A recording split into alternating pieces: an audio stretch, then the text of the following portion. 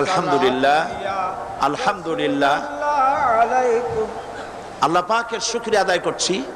আল্লাহ পাক আমাদেরকে কোরআন শোনার তৌফিক দান করেছেন, আলহামদুলিল্লাহ। আচ্ছা, আপনারা বলেন তো, জেন, দুষ্ট জেন আর ভূত প্রেতে যদি আসর করে, তাহলে কোরআন শরীফের কোন আয়াত পড়তে হয়? জি,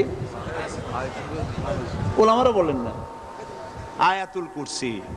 কোনটা পড়তে হয় বলেন, কোনটা? চট্টগ্রাম তাফসীর মাহফিল উপলক্ষেও কিছুটা ভূত প্রেতের আসর হয়েছে।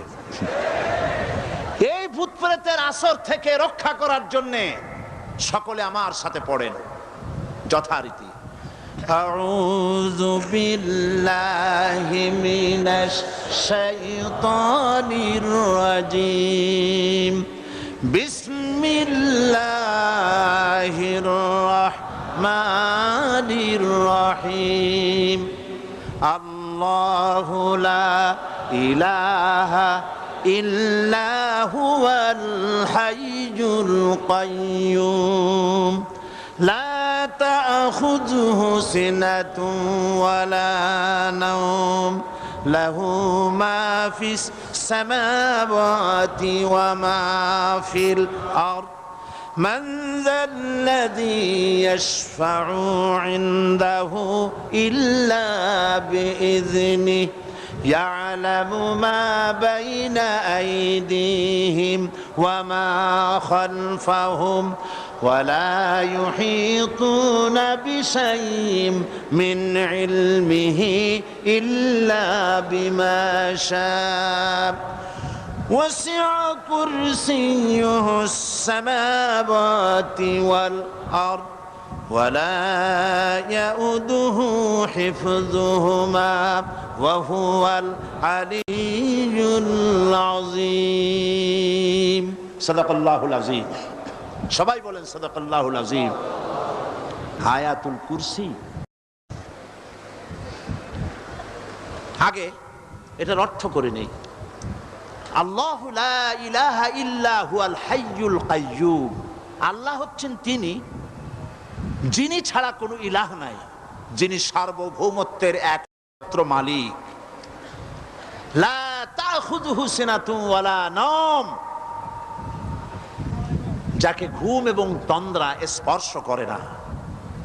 লাহু মা ফিস সামাওয়াতি ওয়া মা ফিল আরদ, আকাশ ও জমিনে যা কিছু আছে সবই তার। মান যাল্লাযী ইয়াশফাউ ইনদাহু ইল্লা বিইজনিহি, কে আছে এমন যে তার কাছে সুপারিশ করতে পারে তার বিনা অনুমতিতে?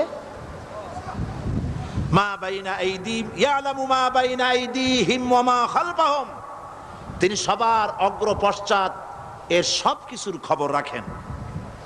ওয়ালা ইউহিতুনা বিশাইইম মিন ইলমিহি ইল্লা বিমা শাআ, তার জ্ঞাত বিষয়ের কিছুই মানুষ নিজেদের আয়ত্তে আনতে পারে না। অবশ্য আল্লাহ যদি কাউকে কিছু দিতে চান, ওয়াসিআ কুরসিয়্যুহু সামাওয়াতি ওয়াল আরদ, তার একচ্ছত্র ক্ষমতা এবং কর্তৃত্ব আকাশ এবং জমিনকে পরিব্যাপ্ত করে রেখেছে। ওয়ালা ইয়াউদুহু হিফযুহুমা ওয়া হুয়াল আলিয়্যুল আযীম, আর আকাশ এবং পৃথিবীর রক্ষণাবেক্ষণ করতে গিয়ে আল্লাহ পাক মোটেই ক্লান্তি বোধ করেন না। আর তিনি হচ্ছেন এক মহান শ্রেষ্ঠতম সত্তা। বলি সাদাকাল্লাহুল আযীম। আয়াতুল কুরসি, এই আয়াতটি আয়াতুল কুরসি হিসেবে পরিচিত। কি নামে পরিচিত? আয়াতুল কুরসি। এখানে মহান আল্লাহ পাকের এমন সব পূর্ণাঙ্গ পরিচিতি পেশ করা হয়েছে যার নজির গোটা কোরআন শরীফে নাই। সুবহানাল্লাহ। তাই হাদিস শরীফে এই আয়াতটিকে শ্রেষ্ঠ আয়াত বলা হয়েছে। কোরআন শরীফের কি আয়াত? শ্রেষ্ঠ আয়াত বলা হয়েছে। আমরা প্রত্যেকটি ফরজ নামাজের পরে এই আয়াতে কারিমা পড়ে থাকি, ঠিক কিনা বলে? আল্লাহ বলেছেন প্রত্যেক ফরজ নামাজের উপরে আয়াতুল কুরসি যে ব্যক্তি পাঠ করবে, কিয়ামতের দিন আল্লাহ রাব্বুল আলামিন ওই ব্যক্তির ব্যাপারে সিদ্ধান্ত নেবেন, আল্লাহ তাকে জান্নাত দান করে দিবেন। হতে পারে এবার আপনারা কেউ করতে পারেন, বাস ওয়াজ আর না শুনলে চলবে। আয়াতুল কুরসি পড়বো আর জান্নাতে চলে যাব না, বিষয়টা এমন নয়। বিষয়টা হচ্ছে এই আয়াতুল কুরসির মধ্যে এমন কিছু কথা আছে যা বুঝে যদি পড়ে আর আমল করে আল্লাহ পাক কিয়ামতের সিদ্ধান্ত নেবেন, জান্নাত দিয়ে দিবেন। সুবহানাল্লাহ, বলেন সুবহানাল্লাহ। এর কারণ হলো আয়াতুল কুরসির মধ্যে আল্লাহ পাক সার্বভৌমত্বের কথা বলেছেন। আজ আমরা স্লোগান দেই সব সমস্যার সমাধান। ও মাশাআল্লাহ, চট্টগ্রামের সবাই বোধহয় এই পরিচিত স্লোগানটা জানেন না। জবাব তো আপনারা জবাব দিতে পারলেন না কেন? সব সমস্যার সমাধান দেন স্লোগান আপনারাই।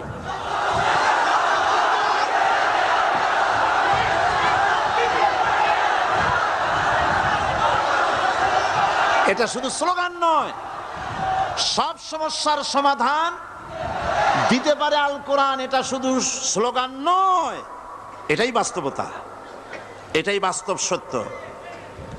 আয়াতুল কুরসির মধ্যে রয়েছে একটি জটিল সমস্যার সমাধান, যাকে সহজ কথায় বলা যায় গদি সমস্যার সমাধান। কুরসি মানে হলো গদি। আজকাল গদি নিয়ে কি হচ্ছে টের পাচ্ছে না ভাই? এই গদি নিয়ে টানাটানি হচ্ছে পৃথিবীর সর্বত্র। সার্বভৌমত্বের মালিক কে হবে? এইটা তো আপনারা বলতেছেন, কিন্তু যারা কোরআন জানে না তারা বলে সার্বভৌমত্বের মালিক জনগণ। দেখেন না, ওরা বলে সকল ক্ষমতার উৎস জনগণ। কারা বলে? নেতা নেত্রীরা বলেন সকল ক্ষমতার উৎস, কর না কেন, উৎস জনগণ। এই কথাটা হলো আসলে ভোটারদেরকে পাম্পট্টি দেওয়া, আপনাদেরকে ফুলাইয়া ডানলপ টায়ার বানায়। আপনারা খুব খুশি হবেন সমস্ত ক্ষমতার উৎস তাহলে আমরা। আরে বাবারা, তোমরা সকল ক্ষমতার উৎস যার পেট ভরা ময়লা, নাকের মধ্যে ছাতা, দাঁতে ছাতা, তুমি হবা সকল ক্ষমতার উৎস। আহার ক্ষমতার ঠেলায় একটা সাপ দেখলে ভয়তে সিট হয়ে পড়ো, সাইকেলের টায়ার বাস্ট হইলে হার্ট ফেল করে। সকল ক্ষমতার উৎস, সকল ক্ষমতার উৎস জনগণ, এই কথা বলা কবিরা গুনাহ, এই কথা বিশ্বাস করা হারাম, এই কথা বিশ্বাস করা শিরক। কারণ সকল ক্ষমতার উৎস জনগণ এ কথা যদি বলা হয় তাহলে কোরআনে কারীমের সাথে কন্ট্রাডিকশন হয়, সাংঘর্ষিক। আল্লাহ পাক কি বলেছেন? আল্লাহ পাক বলেছেন আন্নাল কুওয়াতা লিল্লাহি জামিআ। বলেন আন্নাল কুওয়াতা লিল্লাহি জামিআ। আমার আল্লাহ রাব্বুল আলামিন বলেন, জেনে রাখো নিঃসন্দেহে সকল ক্ষমতার উৎস কেবলমাত্র আল্লাহ রাব্বুল আলামিন। সকল করিম সাল্লাল্লাহু আলাইহি ওয়াসাল্লাম মানুষের সার্বভৌমত্ব খতম করে মদিনায় আল্লাহর সার্বভৌমত্ব কায়েম করে তিনি একটি রাষ্ট্র কায়েম করলেন। মদিনার রাষ্ট্রের সার্বভৌমত্বের মালিক কে ছিলেন? আল্লাহ। জোরে বলেন, কে ছিলেন? আল্লাহ। মানুষ তখন দেখতে পেল খোদাই সার্বভৌমত্বের ভিত্তিতে যে রাষ্ট্র গঠন হয় সেই রাষ্ট্র মানবতার জন্য কত কল্যাণকর হয়। সুবহানাল্লাহ বিহামদি। আয়াতুল কুরসিতে বলা হলো যে সার্বভৌমত্বের মালিক এই ক্ষমতা, এই ক্ষমতাটাকে আরবিতে বলা হয় উলুহিয়াত। এই ক্ষমতাকে, সার্বভৌমত্বের ক্ষমতাটাকে আরবিতে কি বলা হয়? উলুহিয়াত। আর যার হাতে এই ক্ষমতাটা থাকে তাহলে বলে ইলাহ, তাকে কি বলা হয়? আল্লাহ রাব্বুল আলামিন আয়াতুল কুরসির শুরুতে এই কথাটাই বলে দিলেন, আল্লাহু লা ইলাহা ইল্লা হুয়াল হাইয়ুল কাইয়্যুম। আল্লাহ হচ্ছেন তিনি যিনি ছাড়া কোনো ইলাহা নাই। তার মানে হলো সার্বভৌমত্বের একচ্ছত্র মালিকানা কার হাতে? চিৎকার দিয়ে বলুন, আল্লাহ রাব্বুল আলামিনের হাতে। সার্বভৌমত্বের এই ক্ষমতা হস্তান্তরযোগ্য নয়। আর সার্বভৌমত্বের মালিক যিনি হবেন তার শুরু থাকবে না, শেষও থাকবে না। এই কোয়ালিটি কার মধ্যে আছে? আল্লাহ পাকের মধ্যে। আল্লাহ পাক বললেন তিনি হচ্ছেন আল হাই আল কাইয়ুম। তিনি হাইয়ু, তিনি কাইয়ুম, তিনি শাশ্বত, তিনি জাগ্রত, তিনি চিরস্থায়ী, যার শুরুও নাই, যার শেষও নাই। সুবহানাল্লাহ ওয়া বিহামদিহি। এই সার্বভৌমত্বের মালিকানা নিয়ে যারা বসে আছে, যে কোনো মুহূর্তে তার হাত থেকে ক্ষমতা ছিনতাই হয়ে যেতে পারে, পারে কিনা? আর ঘুমায় থাকলে, সার্বভৌমত্বের মালিক দাবি করে যদি ঘুমায় থাকে, ততক্ষণ ভারপ্রাপ্ত বানাবে কারে? এই জন্য সার্বভৌমত্বের মালিক হচ্ছেন আল্লাহ পাক, যাকে ঘুম এবং তন্দ্রা স্পর্শ করে না। সার্বভৌমত্বের মালিকের কোয়ালিটি আল্লাহ পাক বলছেন লা তাখুযুহু সিনাতুন ওয়ালা নাওম। পড়েন সবাই, লা তাখুযুহু সিনাতুন ওয়ালা নাওম। তার ঘুমও নাই, তন্দ্রাও নাই। হযরত মূসা আলাইহিস সালাম আল্লাহ পাকের কাছে একবার প্রশ্ন তুলেছেন, আল্লাহ পাক তুমি নাকি? আল্লাহ বলেন তুমি বিশ্বাস করো না? মূসা আলাইহিস সালাম বলছেন অবশ্যই বিশ্বাস করি। আল্লাহ পাক বললেন বিশ্বাস যদি করো তাহলে বুঝানো যাবে। হযরত ইব্রাহিম আলাইহিস সালাম বলেছিলেন আল্লাহ পাকের কাছে, কাইফা রব্বি আরিনি কাইফা তুহিল মাউতা, হে রব তুমি আমারে দেখাও কেমনে তুমি মৃত্যুকে জিন্দাকে মৃত্যু করো, মৃত্যুকে জিন্দা করো, একটু দেখাও আমারে। আল্লাহ পাক বললেন আওয়ালাম তুমিন, বিশ্বাস করো না? ইব্রাহিম আলাইহিস সালাম সঙ্গে সঙ্গে বললেন বালা। নাম বললেন না, বালা মানেও হ্যাঁ, নাম মানেও হ্যাঁ, কিন্তু একটু বেশ কম আছে। তিনি নাম না বলে বালা বললেন। নামের অর্থ হলো হ্যাঁ, আর না বালা, বালার অর্থ হচ্ছে কেন নয়, অবশ্যই বিশ্বাস করি। ওয়ালাকিন লিয়াতমাইন্না কালবি, তবে আল্লাহ তুমি যদি চোখে দেখাও একটু, তাহলে এগুলি একটুখানি লিয়াতমাইন্না কালবি, আমার অন্তরাত্মা প্রশান্তি লাভ করবে যদি চোখে দেখতে পারি। আল্লাহ বলেন তাহলে তোমারে দেখাবো। আল্লাহ দেখাইলেন। মূসা আলাইহিস সালাম যখন বললেন যে আল্লাহ পাক আর মৃত্যুকে চিন্তা করো কেমনে, তুমি ঘুমায় থাকো, না ঘুমায় পারো কেমনে, তোমার নাকি ঘুম নাই, তন্দ্রা নাই? আল্লাহ পাক বলেন বিশ্বাস করো না? বলে আমি বিশ্বাস করি। তো ঠিক আছে তাহলে তোমার দেখাই। বললেন এক গ্লাস পানি নিয়ে আসো। এক গ্লাস পানি নিয়ে এসে দাঁড়িয়ে থাকো। আল্লাহ পাক মূসা আলাইহিস সালামকে বললেন এক গ্লাস পানি নিয়ে দাঁড়াও। আর ঘুমকে আল্লাহ পাক বললেন মূসারে ধরো। মূসা আলাইহিস সালাম নিদ্রাচ্ছন্ন হলেন, তন্দ্রা এসে গেল, হাত শিথিল হয়ে হাতের থেকে পানি ভর্তি গ্লাস পড়ে ভেঙে চুরমার হয়ে গেল। মূসা আলাইহিস সালাম ভয় পেয়ে গেলেন। আল্লাহ রাব্বুল আলামিন বলেন ভয় পাওয়ার কোনো কারণ নাই, তোমার প্রশ্নের জবাব আমি এভাবেই দিলাম। এক গ্লাস পানি নিয়ে কয়েক মিনিট দাঁড়াইতে পারো নাই, ঘুমের সঙ্গে সঙ্গেই গ্লাস পড়ে ভেঙে গেল। তামাম আকাশ আর জমিন, গোটা সৃষ্টি জগৎ তোমার আল্লাহ পাকের হাতের মুঠার মধ্যে রয়েছে। আল্লাহ যদি ঘুমায় যায় সব শেষ হয়ে যাবে। তামাম সৃষ্টি জগতের ট্রাফিক কন্ট্রোল আল্লাহ কর্তৃক হয়, আর মানুষের যা হয় আল্লাহ পাক তার থেকে সম্পূর্ণ মুক্ত। আল্লাহ পাকের ঘুম নাই, তন্দ্রাও নাই। লা তাখুযুহু সিনাতুন ওয়ালা নাওম, ঘুমও নাই, তন্দ্রাও নাই। আল্লাহ পাক সমস্ত রকমের মানবীয় কোয়ালিটি থেকে, গুণ থেকে মুক্ত, মুবাররা, পবিত্র। আল্লাহ রাব্বুল আলামিন সার্বভৌমত্বের একচ্ছত্র মালিক হচ্ছেন আল্লাহ পাক। তিনি ছাড়া কোনো ইলাহ নাই। তিনি পরিষ্কার করে বলছেন আল্লাহু লা ইলাহা ইল্লা হুয়াল হাইয়ুল কাইয়ুম।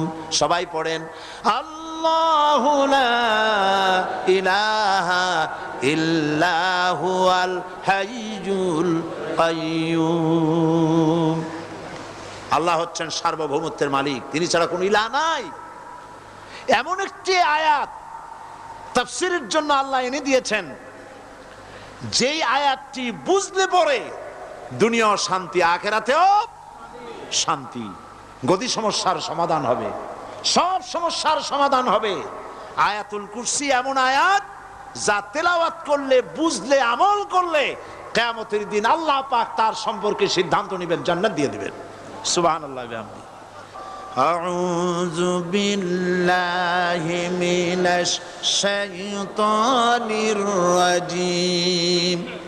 বিসমিল্লাহির রাহমানির রাহিম।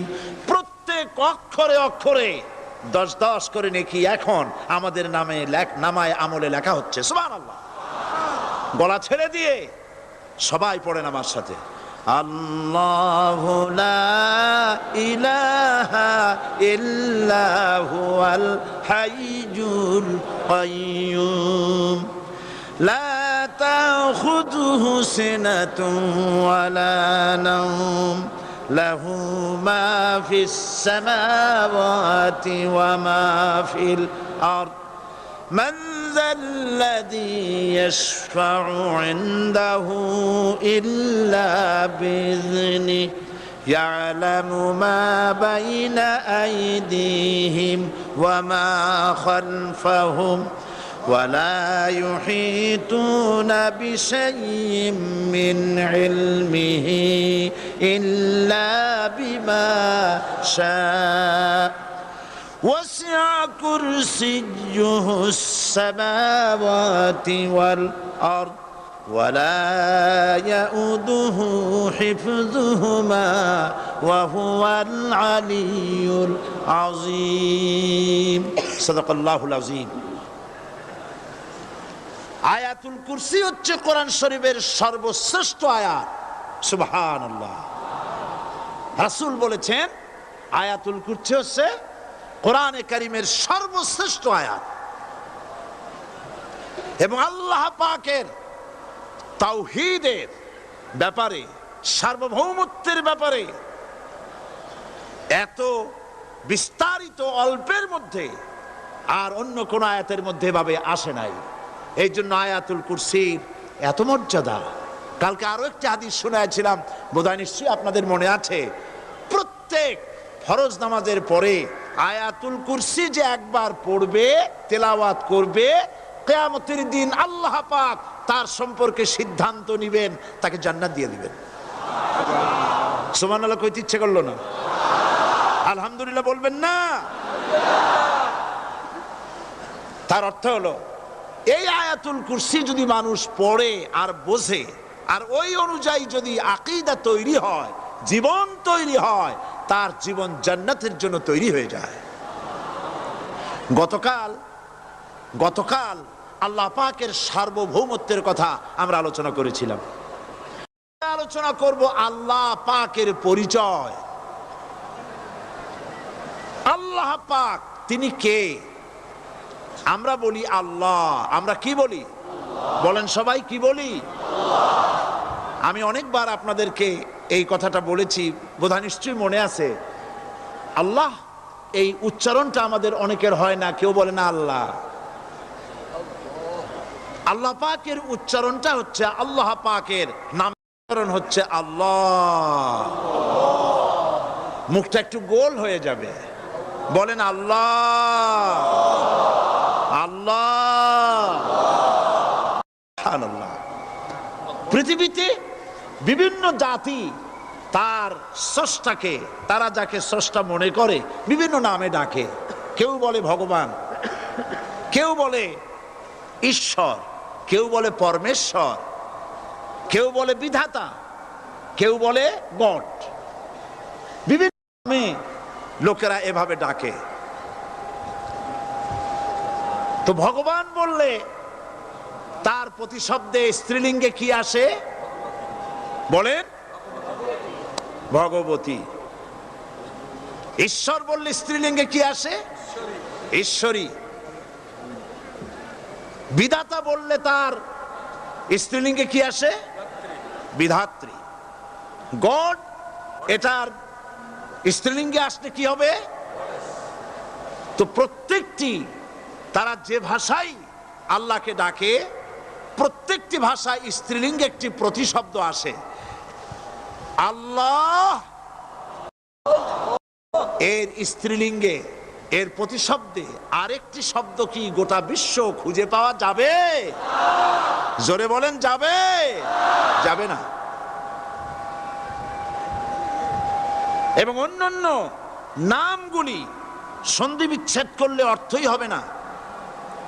গড, এটাকে যদি উল্টায়া বলা হয় তাহলে কি হয়ে যাবে? এবার দেখুন, আল্লাহ, এই নাম আল্লাহর পরিচয় কি?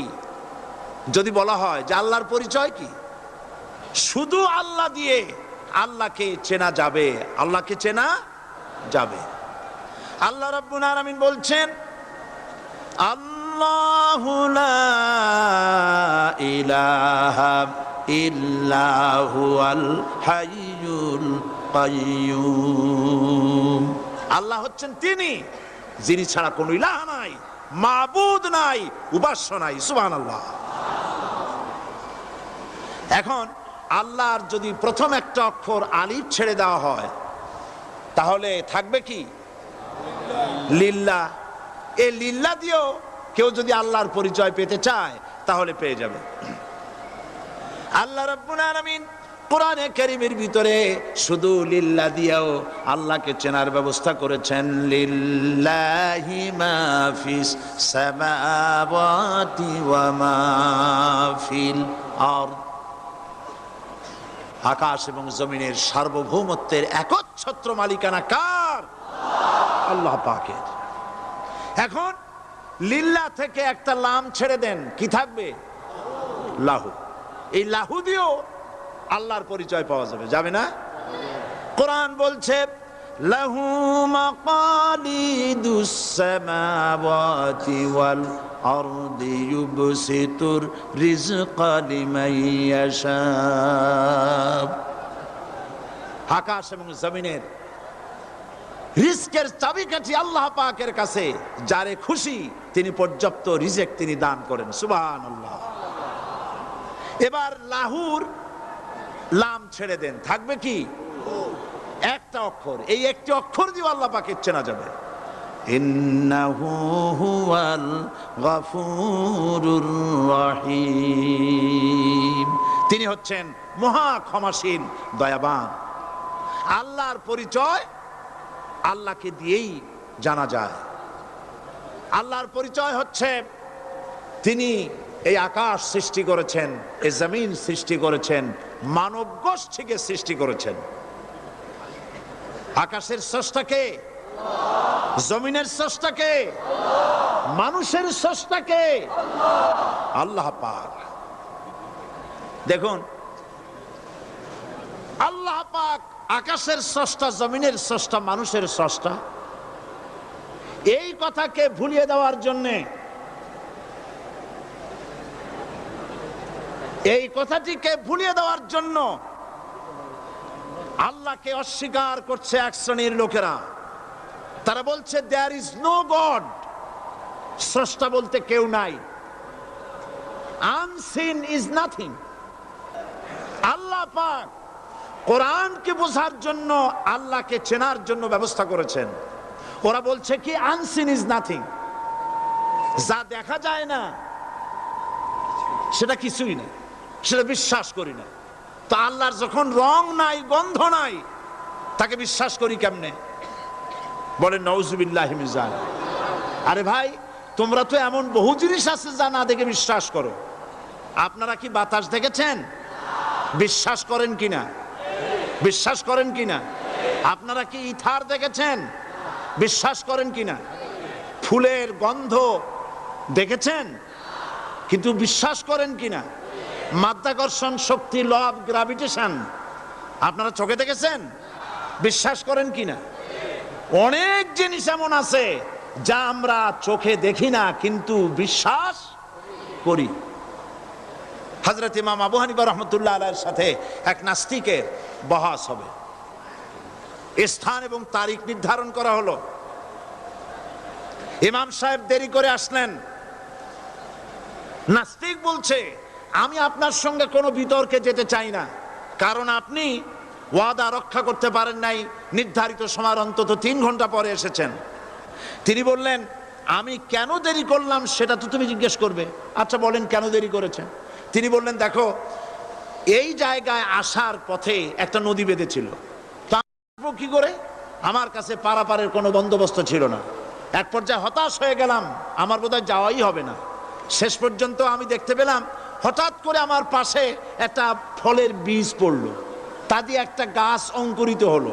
দেখি না দেখ গাছটা একটা ময়ূর হয়ে পরিণত হয়ে গেল। কই থেকে একটা করাতে সে গাছটা কেটে ফেলে দিল। ফটাফট কতগুলি তক্তা বেরিয়ে আসলো, কোথার থেকে একটা হাতুড়ি আর কতগুলি লোহা এসে ঠাস ঠাস করে বাড়ি লেগে একটা কিস্তি তৈরি হয়ে গেল। কিস্তিটার ধাপায় পড়লো নদীতে, আমি লাফ দিয়ে উঠলাম, তাই দেরি হলো। নাস্তিক বলছে, আপনার সাথে আমি জানছিলাম যে আপনি অত্যন্ত বুদ্ধিমান মানুষ, কিন্তু যে ঘটনা শুনাইলেন আপনার স্ক্রু একটাও টাইট আছে বলে মনে হয় না, আপনার সাথে আর কোনো বহস নয়। তিনি বললেন, কেন? কয় বহস না, আপনি বলছেন যে এইরকম একটা গাছ চারা হয়ে গেল, সাথে সাথে বিনা মিস্ত্রিতে গাছটা কাটলো, তারপর এটা দিয়ে তক্তা হলো, লোহা আসলো, হাতুড়ি হইলো, বিনা মিস্ত্রিতে কিস্তি তৈরি হয়ে গেল, নৌকা এটা পড়লো নদীতে, আর বিনা মাঝিতে আপনি পার হয়ে আসলেন। এটা কি আদৌ সম্ভব? ইমাম আবু হানিফা রহমতুল্লাহ আলাইহি বলছেন, তোমার সাথে আমি কোনো কিতাব দিয়ে ঝগড়া করব না, কোনো কিতাব দিয়ে আমি তোমার সাথে বহস করব না। এই একটি দৃষ্টান্ত তোমার জন্য যথেষ্ট।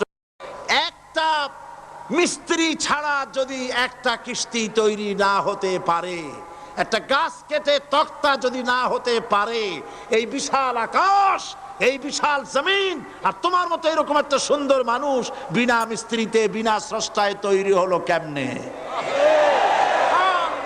এক কথায় নাস্তিক বলছে আমার জীবনের ভুল ধরা পড়ল। নাস্তিক বলছে জীবনের ভুল ধরা পড়েছে, আমি মুসলমান হয়ে গেলাম। লা ইলাহা ইল্লাল্লাহু মুহাম্মাদুর রাসূলুল্লাহ। জোরে পড়েন, লা ইলাহা লা ইলাহা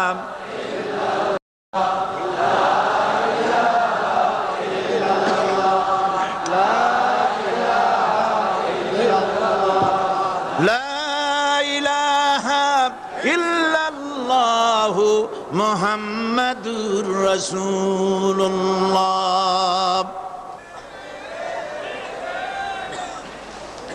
আল্লাহ পাক বলছেন, আমি আদম, আমি দাউদ এবং সুলাইমানকে জ্ঞান দান করেছি, ইব্রাহিমকে জ্ঞান দান করেছি। কোরআন শরীফের বহু জায়গায় শুধু জ্ঞানের কথাই বলা হয়েছে। সুবহানাল্লাহ। সুতরাং বুদ্ধিজীবী, এই বুদ্ধিজীবীরা তারা আসল জ্ঞানটা নাই। আসল জ্ঞান কোনটা বলেন? কোনটা? ডক্টর শহীদুল্লাহ মরহুম, আমি অনেকবার বলেছি তার কথা, তাকে জান্নাতুল ফেরদাউস নসিব করুন, বলেন আমিন।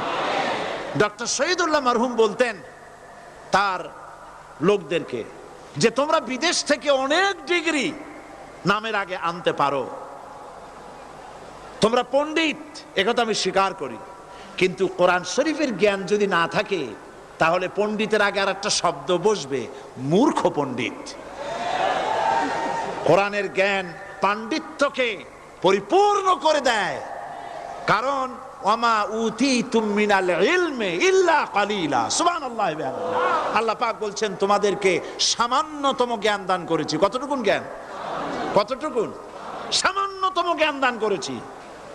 সুতরাং আল্লাহ পাক কোরআনের মধ্যে তার নিজের পরিচয় ছোট্ট একটি সূরার মধ্যে ব্যাপক আকারে বলে দিয়েছেন। কি? তিনি কাউকে জন্ম দেন নাই, তাকেও কেউ জন্ম দেয়নি, আকাশ আর জমিনে আল্লাহর সমকক্ষ কেউ নাই। সুবহানাল্লাহ।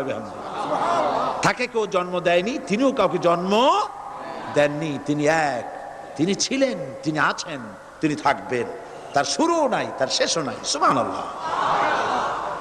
এই আল্লাহ রাব্বুল আলামিন তার পরিচয় আয়াতুল কুরসি সার্বভৌমত্বের পরিচয় দিয়েছে, আল্লাহর পরিচয় দিয়েছে। আল্লাহ তিনি খালিক। মানব সৃষ্টির এবং পৃথিবীর সৃষ্টির ইতিহাস ঘাটলে মানুষের যদি কিসমত ভালো থাকে তাহলে আল্লাহর সান্নিধ্য, আল্লাহর অস্তিত্ব সম্পর্কে জ্ঞান তাকে আল্লাহ পাক দান করে দেন। সুবহানাল্লাহ। পৃথিবী সৃষ্টির ব্যাপারে বুদ্ধিজীবীরা কি বলছেন দেখুন। পৃথিবী সৃষ্টির ব্যাপারে বিজ্ঞানীরা বলছেন যে এই পৃথিবী এরকম ছিল না, তো কি রকম ছিল? এইটা সূর্যের পাশ থেকে একটা উজ্জ্বল শক্তিশালী জ্যোতিষ্ক দারুণ ফোর্স নিয়ে যাচ্ছিল। সেই ফোর্স সহ্য করতে না পেরে সূর্যের একটি দুর্বলতম অংশ সূর্য থেকে ছিটকে মহাশূন্যে পড়ে গেল, আর ঘুরতে ঘুরতে এই পৃথিবীর অস্তিত্ব লাভ করলো। বিজ্ঞানের এই কথা যদি বিশ্বাস করতে হয়, তাহলে আমাকে বলতে হয় এখন তো মানুষেরা আর পৃথিবীতে ধরছে না, ঠিক কিনা? কথা বলছেন না কেন? মানুষ পৃথিবীতে এখন ধরতেছে, বিভিন্ন দেশ খালি বলতেছে মানুষ কমাও, সন্তান কমাও, বিভিন্ন পদ্ধতি গ্রহণ করো, আর মানুষ বাড়ায়ও না। আল্লাহ পাক বলছেন আল্লাহু লা ইলাহা ইল্লা হুয়াল হাইয়ুল কাইয়্যুম। আল্লাহ হচ্ছেন তিনি যিনি ছাড়া কোনো ইলাহ নাই। লা ইলাহা ইল্লাহু, তিনি ছাড়া কোনো ইলাহ নাই, সার্বভৌমত্বের মালিক কেউ নাই। এই যে লা ইলাহা, কোনো ইলাহ নাই, আমরা কালেমার মধ্যে এই কথাটা বলি। আমাদের কালেমায়ে তাইয়্যিবা আমরা কি উচ্চারণ করি? লা ইলাহা ইল্লাল্লাহু মুহাম্মাদুর রাসূলুল্লাহ। জোরে পড়েন লা ইলাহা ইল্লাল্লাহ, লা ইলাহা ইল্লাল্লাহু মুহাম্মাদুর রাসূলুল্লাহ। লা ইলাহা, কোনো ইলাহ নাই। এই দাওয়াত দিয়েছেন দুনিয়ার সমস্ত পয়গম্বর। এটা কি শুধু রাসূলুল্লাহর দাওয়াত ছিল? সমস্ত নবীদের স্লোগান ছিল একটা। সমস্ত নবীদের স্লোগান ছিল কয়টা? সবাই বলুন, কি সেই স্লোগান? লা ইলাহা ইল্লাল্লাহ। কোরআন শরীফের ভিতরে ইলাহ শব্দ 147 বার এসেছে। লা ইলাহার অর্থ যদি এই হয় কোনো উপাস্য নাই আল্লাহ ছাড়া, কোনো মাবুদ নাই আল্লাহ ছাড়া, মুহাম্মদ সাল্লাল্লাহু আলাইহি সাল্লাম আল্লাহর প্রেরিত রাসূল, তাহলে তো এত ঝঞ্ঝাট হওয়ার কথা ছিল না। আপনারা বলেন, নবীরা যখনই এই দাওয়াত দিয়েছেন লা ইলাহা ইল্লাল্লাহ, তখন সংঘর্ষ হয়েছে কিনা? হয়েছে কিনা? বাধা আসছে কিনা? তাহলে এই কথাটা কি যার কারণে এরকমের বাধা আসে? লা ইলাহা ইল্লাল্লাহ, এর চাইতে বিপ্লবাত্মক, এর চাইতে রিভলিউশন সৃষ্টিকারী কথা আল্লাহর আকাশের নিচে জমিনের উপরে আর একটাও হতে পারে না। লা ইলাহা ইল্লাল্লাহ। ইলাহ শব্দের অর্থ শুধু উপাস্য আর মাবুদ নয়। ইলাহ শব্দের অর্থ হচ্ছে আইনদাতা, ইলাহ শব্দের অর্থ হচ্ছে শাসনকর্তা, ইলাহ শব্দের অর্থ হচ্ছে বিধানদাতা। তো লা ইলাহা যখন একটি লোক ঘোষণা করে, তার অর্থ দাঁড়ায় কোনো আইনদাতা নাই, বিধানদাতা নাই, শাসনকর্তা নাই, কারো আইন মানি না, বিধান মানি না, শাসন মানি না, আল্লাহ ছাড়া। কে ছাড়া? আল্লাহ ছাড়া। এই কালেমার দাওয়াত যখন পয়গম্বরেরা দিয়েছেন, তখন 3 শ্রেণীর লোকেরা বাধা দিয়েছে। বলেন কয় শ্রেণী? সবাই বলেন। 3 শ্রেণীর লোকেরা বাধা দিয়েছে। লক্ষ্য করুন। 1 নম্বরে বাধা দিয়েছে রাষ্ট্রশক্তি। 1 নম্বরে বাধা দিল কারা? 2 নম্বরে বাধা দিয়েছে ধনাঢ্য ব্যক্তিবর্গ। 3 নম্বরে বাধা দিয়েছে যারা কায়েমি স্বার্থবাদী ধর্মীয় শক্তি। এই 3টি শ্রেণী সমস্ত নবীদেরকে বাধা দিয়েছে। সেই বাধা অতীতে যারা দিত এখন আর দেয় না, নাকি? এখনো দেয়? দেখুন, এই কালেমার দাওয়াত হযরতে মূসা আলাইহিস সালামকে যেদিন আল্লাহ পাক প্রথম ওহী দিলেন, এই দাওয়াত শুধু রাসূল দেন নাই। আল্লাহ পাক বলছেন প্রত্যেক নবী তার জাতিকে এই দাওয়াত দিয়েছেন। কি? আল্লাহ রাব্বুল আলামিন বলেন সকল নবী তার কওমকেই বলে দাওয়াত দিয়েছেন, ইয়া কওমি ইবুদুল্লাহা মা লাকুম মিন ইলাহিন গায়রু। হে সম্প্রদায়, আল্লাহ ছাড়া কোনো ইলাহ নাই, তার ইবাদত করো, তারই দাসত্ব করো, তার গোলামি করো। আল্লাহ পাক মুসা আলাইহিস সালামকে যখন নবুয়াত দিলেন, প্রথম যে ওহী এলো, প্রথম ওহীটাই ছিল ইন্নানি আনাল্লাহ লা ইলাহা ইল্লা আনা ফা'বুদনি ওয়া আকিমিস সালাতা লিযিকরি। নিশ্চয়ই আমি আল্লাহ, আমি ছাড়া কোনো ইলাহ নাই, আইনদাতা নাই, বিধানদাতা নাই, সুতরাং আমার দাসত্ব করো এবং আমার শরণার্থে নামাজকে প্রতিষ্ঠা করো। মুসা আলাইহিস সালামকে আল্লাহ পাক ওহী দিয়ে তাকে পাঠালেন। কোথায় পাঠালেন? আল্লাহ পাক বলেন, ইযহাব ইলা ফিরআউনা ইন্নাহু তাগা। গোটা কওম নাফরমান, আল্লাহর আইন কেউ মানছে না। গোটা কওমের কাছে না পাঠাইয়া আল্লাহ পাক সর্বপ্রথম মুসা আলাইহিস সালামকে দাওয়াত নিয়ে কার কাছে পাঠালেন? ফেরাউনের কাছে। কারণ ফেরাউন হচ্ছে রাষ্ট্রশাসক। ফেরাউন কি? রাষ্ট্রশাসক। হযরতে মুসা আলাইহিস সালাম ফেরাউনের কাছে গেলেন আর দাওয়াত দিলেন, ফেরাউন পড়ে নাও, লা ইলাহা ইল্লাল্লাহ। একটি কথা আপনাদের মনে রাখতে হবে, দুনিয়ার কোন ফেরাউন, কোন নমরুদ, কোন সাদ্দাত, কোন হামান কেউ বলে নাই যে আমি আল্লাহ, আমি রাজ্জাক, আমি খালেক, আমি পৃথিবী সৃষ্টি করেছি। কথা কেউ বলেছে? কেউ বলে নাই। কি বলেছে তারা? ফেরাউন বলেছে, মা আলিমতু লাকুম মিন ইলাহিন গায়রি, আমি তো জানি না আমি ছাড়া আরো কোনো ইলাহ আছে, এ কথা আমার জানা নাই, সুতরাং আমি হচ্ছি ইলাহ, আর তুমি বলছো লা ইলাহা। তার মানে হচ্ছে ওই সময় পয়গম্বরেরা, আল্লাহর নবীর সাহাবীরা, তারা জানতেন যে আমরা কিসের দাওয়াত দেই, আর যারা শুনতো তারাও বুঝতো কিসের দাওয়াত শুনতেছি। আজ আমার দেশে একই কালেমার দাওয়াত দেওয়া হয়, কিন্তু মানুষেরা বুঝতে পারে না কি শুনতেছি। ভাষা জানার ব্যাপারে, বোঝার ব্যাপারে হলো আসল বিষয়। এটা বুঝাতে গিয়ে আমি মাঝে মধ্যে একটা দৃষ্টান্ত দেই এভাবে। একজনের একটা রেশনের দোকান ছিল, সেই দোকানে তার একটা ময়না পাখি ছিল, আর ময়না পাখিকে কথা শেখানো যায় সেটা তো আপনারা জানেন। জি, ময়নাকে শিখায়েছে যে লাইন করুন, এক এক করে আসুন। ময়না এই কথা শিখেছে। সকালবেলায় যখন রেশনের দোকানে ভিড় পড়ে গেছে, তখন ওই পাখি খাঁচার মধ্যে বসে বলছে লাইন করুন, এক এক করে আসুন। একদিন খাঁচার দরজা খোলা পেয়ে পাখি উড়ে গিয়ে গাছের ডালে বসেছে। আশেপাশে যত পাখি ছিল তারা চিন্তা করলো এই রকমের পাখি তো কখনো দেখি নাই। ময়না তো দেখতে কাকের মতো না, শালিকের মতো না, দেখতে একটা ভিন্ন রকম। ওরা এসে চতুর্দিক থেকে এই নবান্তক, এই যে নতুন এসেছে, ওরে ঠোকরানো শুরু করেছে চতুর্দিক থেকে। ঠোকরানি খেয়ে ময়না বলতেছে লাইন করুন, এক এক করে আসুন। এখন ময়না তো বোঝে না যে কি বলতেছি, আর যে পাখিরা ঠোকরাচ্ছে তারাও তো বোঝে না যে কি শুনতেছি। ময়না যদি বুঝতো যে আমি কি বলি, সবাই মিলে ঠোকরায়, তাই জান বাঁচে না। লাইন করে ঠোকরাইলে তো কলজে যাবে, সব ঠোঁটে ঠোঁটে চলে, বোঝে নাই। আমাদের অবস্থা তাই হয়েছে।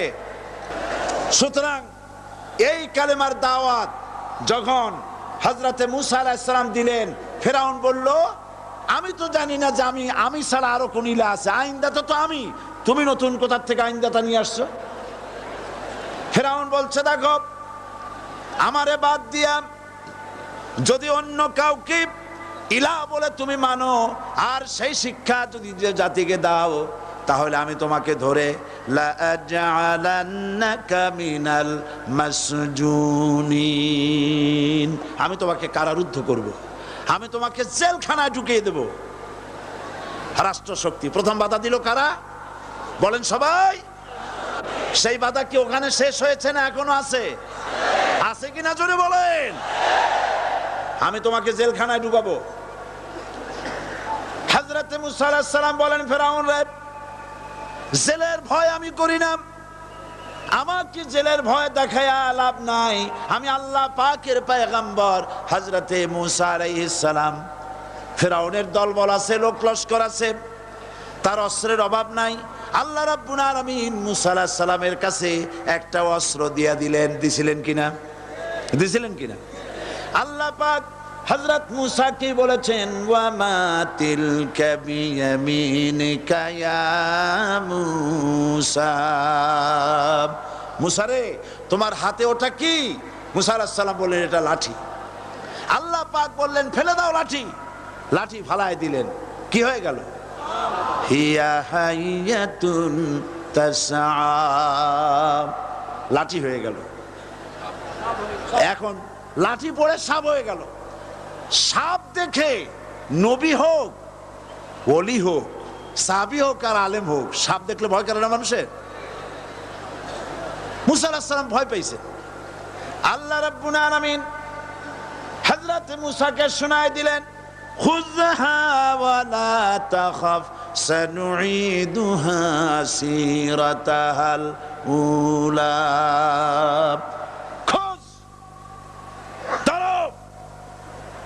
লা তাখাফ, ভয় পেও না। আল্লাহ বলছেন ধরো, ভয় পেও না। ধরার সঙ্গে সঙ্গে স্বাভাবিক অবস্থায় ফিরে আসবে, আবার লাঠি হয়ে যাবে। এখন আল্লাহ বলছেন ধরো। মুসা আলাইহিস সালাম কি ভয় পাওয়া উচিত হবে? আর উচিত হবে? মুসা আলাইহিস সালাম কি ভয় পাইছিলেন? কারণ হচ্ছে এই দুশমনের শক্তিটা খুব বড়ই দেখা যায়, মনে হয় যেন অনেক বড়, কি জানি কি। আল্লাহ পাক বলছেন, ইন্না কাইদাশ শায়তানে কানা দাঈফা। শয়তানের চক্রান্ত যতই তুমি মনে করো অনেক ষড়যন্ত্রের জাল বিস্তার হয়ে আছে, আল্লাহ কয় কিছুই না, দাঈফা, অত্যন্ত দুর্বল। আল্লাহ পাক বললেন ধরো। মুসা আলাইহিস সালাম সাপ ধরলেন, সঙ্গে সঙ্গে লাঠি হয়ে গেল। ফেরাউন বরদাস্ত করলো না, রাষ্ট্রশক্তির পক্ষ থেকে আক্রমণ শুরু হলো। অপরাধ কি? মুসা আলাইহিস সালামের অপরাধ কি? কি অপরাধ? মাশাআল্লাহ, বুঝতে পেরেছেন। অপরাধ হচ্ছে তিনি বলেছেন লা ইলাহা, জোরে বলেন লা ইলাহা ইল্লাল্লাহ। এই কালেমাকে আজ আমরা ভিক্ষার বুলি বানাইছি। এটা হলো সার্বভৌমত্বের বুলি, এটা হচ্ছে আল্লাহ পাকের সার্বভৌমত্বের কথা। আজ আমরা মানুষের কাছে আমরা শুনি, মানুষেরা ভিক্ষা চায়, লা ইলাহা ইল্লাল্লাহ, এক মুঠ চাউল দেন, লা ইলাহা ইল্লাল্লাহ 10 খান পাই দেন। এই হচ্ছে কালেমার জিকির। আবার কেউ কেউ জিকির করতেছে লা ইলাহা আস্তে, ইল্লাল্লাহ জোরে, এমন জোরে কলব সাফ করে, কলব তাতে থাকলেও পারে, গেলেও পারে। এই কালেমার জার, এর আঘাত পয়গম্বররা মেরেছেন। হযরতে মুসা আলাইহিস সালাম যখন বলেছেন লা ইলাহা ইল্লাল্লাহ, এই ধাক্কা ফেরাউন বরদাস্ত করতে পারে নাই। দরিয়ায় নীলের ভিতরে আল্লাহ পাক ডুবাই শেষ করে দিয়েছেন, দেন নাই? হযরতে মুসা আলাইহিস সালাম তার উম্মতেরা দরিয়ার পাশে বসে দ্বীনি কথাবার্তা বলতেছেন। এমন সময় ফেরাউন, তার শত্রু হচ্ছে মুসা আলাইহিস সালাম। শত্রু কেন? মুসা কি ফেরাউনের পাকা ধানে মই দিয়েছে নাকি? বলেন আপনারা। তার হালের গরু পিটায় মারছে নাকি? অপরাধ হলো তিনি আল্লাহর জমিনে আল্লাহর আইন প্রতিষ্ঠার কথা বলেছেন। এই শুধুমাত্র এই অপরাধে ফেরাউন তার দলবল নিয়ে 3 দিক থেকে আক্রমণ করেছে। মুসা আলাইহিস সালামের উম্মতেরা ভয় পেয়ে গেছেন। তারা বলছেন ইন্না লামুদরাকুন, আমরা পাকড়াও হয়ে গেছি। 3 দিকে সাড়াশি আক্রমণ, 3 দিকে শত্রু, একদিকে দরিয়া, পালাবার রাস্তা আছে?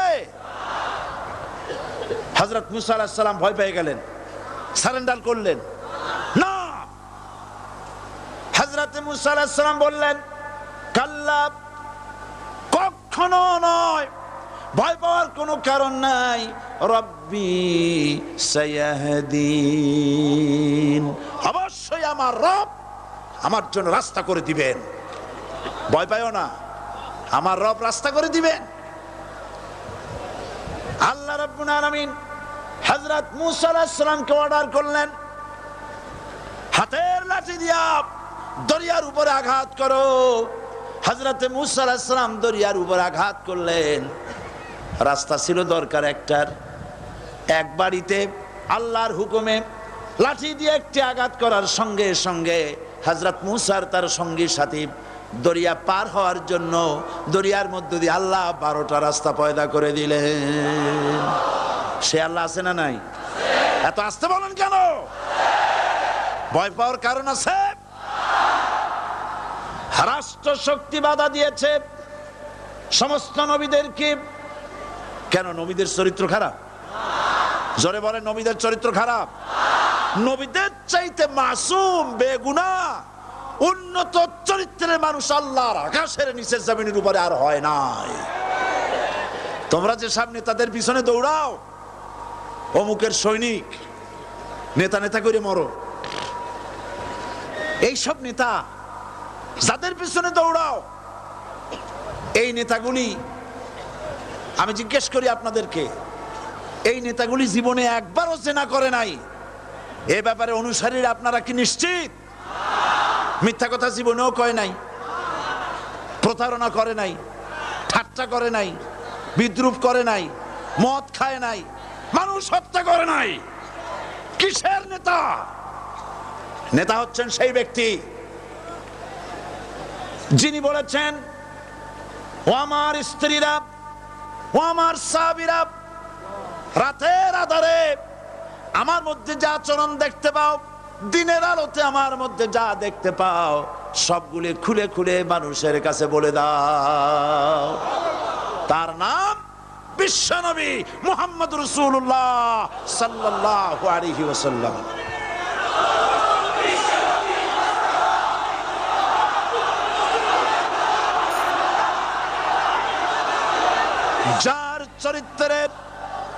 যার চরিত্রের সার্টিফিকেট আল্লাহ রাব্বুল আলামিন নিজে দিচ্ছেন, ওয়া ইন্নাকা লাআলা খুলুকিন আযীম।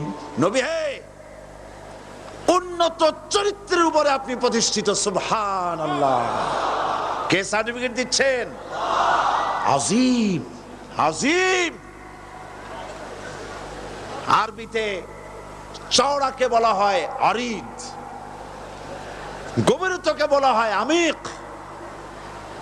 কত প্রশস্ত, যা মাপার কোনো ফিতা নাই, কত গভীর, যা মাপার কোনো যন্ত্র নাই, এইটাকে আরবিতে বলা হয় আজিম। সুবহানাল্লাহ বলতে ইচ্ছে করে না? ও নবী, তোমার চরিত্র এমন যা মাপার মতো যন্ত্র পৃথিবীতে নাই। লা ইলাহা ইল্লাল্লাহ। পড়েন সবাই, লা ইলাহা ইল্লাল্লাহ। আপনিও যদি নবীদের মতো সাহাবীদের মতো বুঝা এই কলেমার দাওয়াত দেন, বাধা আসবেই। বোঝাবুঝির ব্যাপার, বুঝতেই সারলো। কত মাহফিল হয় বাংলাদেশে, হয় না? কোনো বাধা নাই, ঠিক কিনা? কত পূজা হয়, পার্বণ হয়, গান হয়, থিয়েটার হয়, গুনাহগার বিবির গান হয়, কত কিছু হয়। কোনো বাধা আছে? তাফসীরের মাহফিলে বাধা।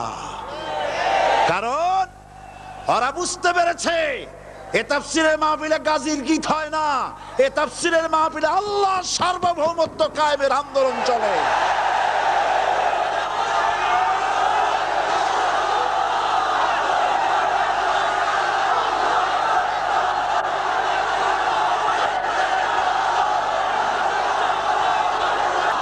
বিশ্বকবি আল্লামা ইকবাল কি সুন্দর করে বলেছেন, আজ ভি হো জু ইব্রাহিম কা ইমা पैदा आकर सकती है एक अंदाज़े गुलिस्तां पैदा।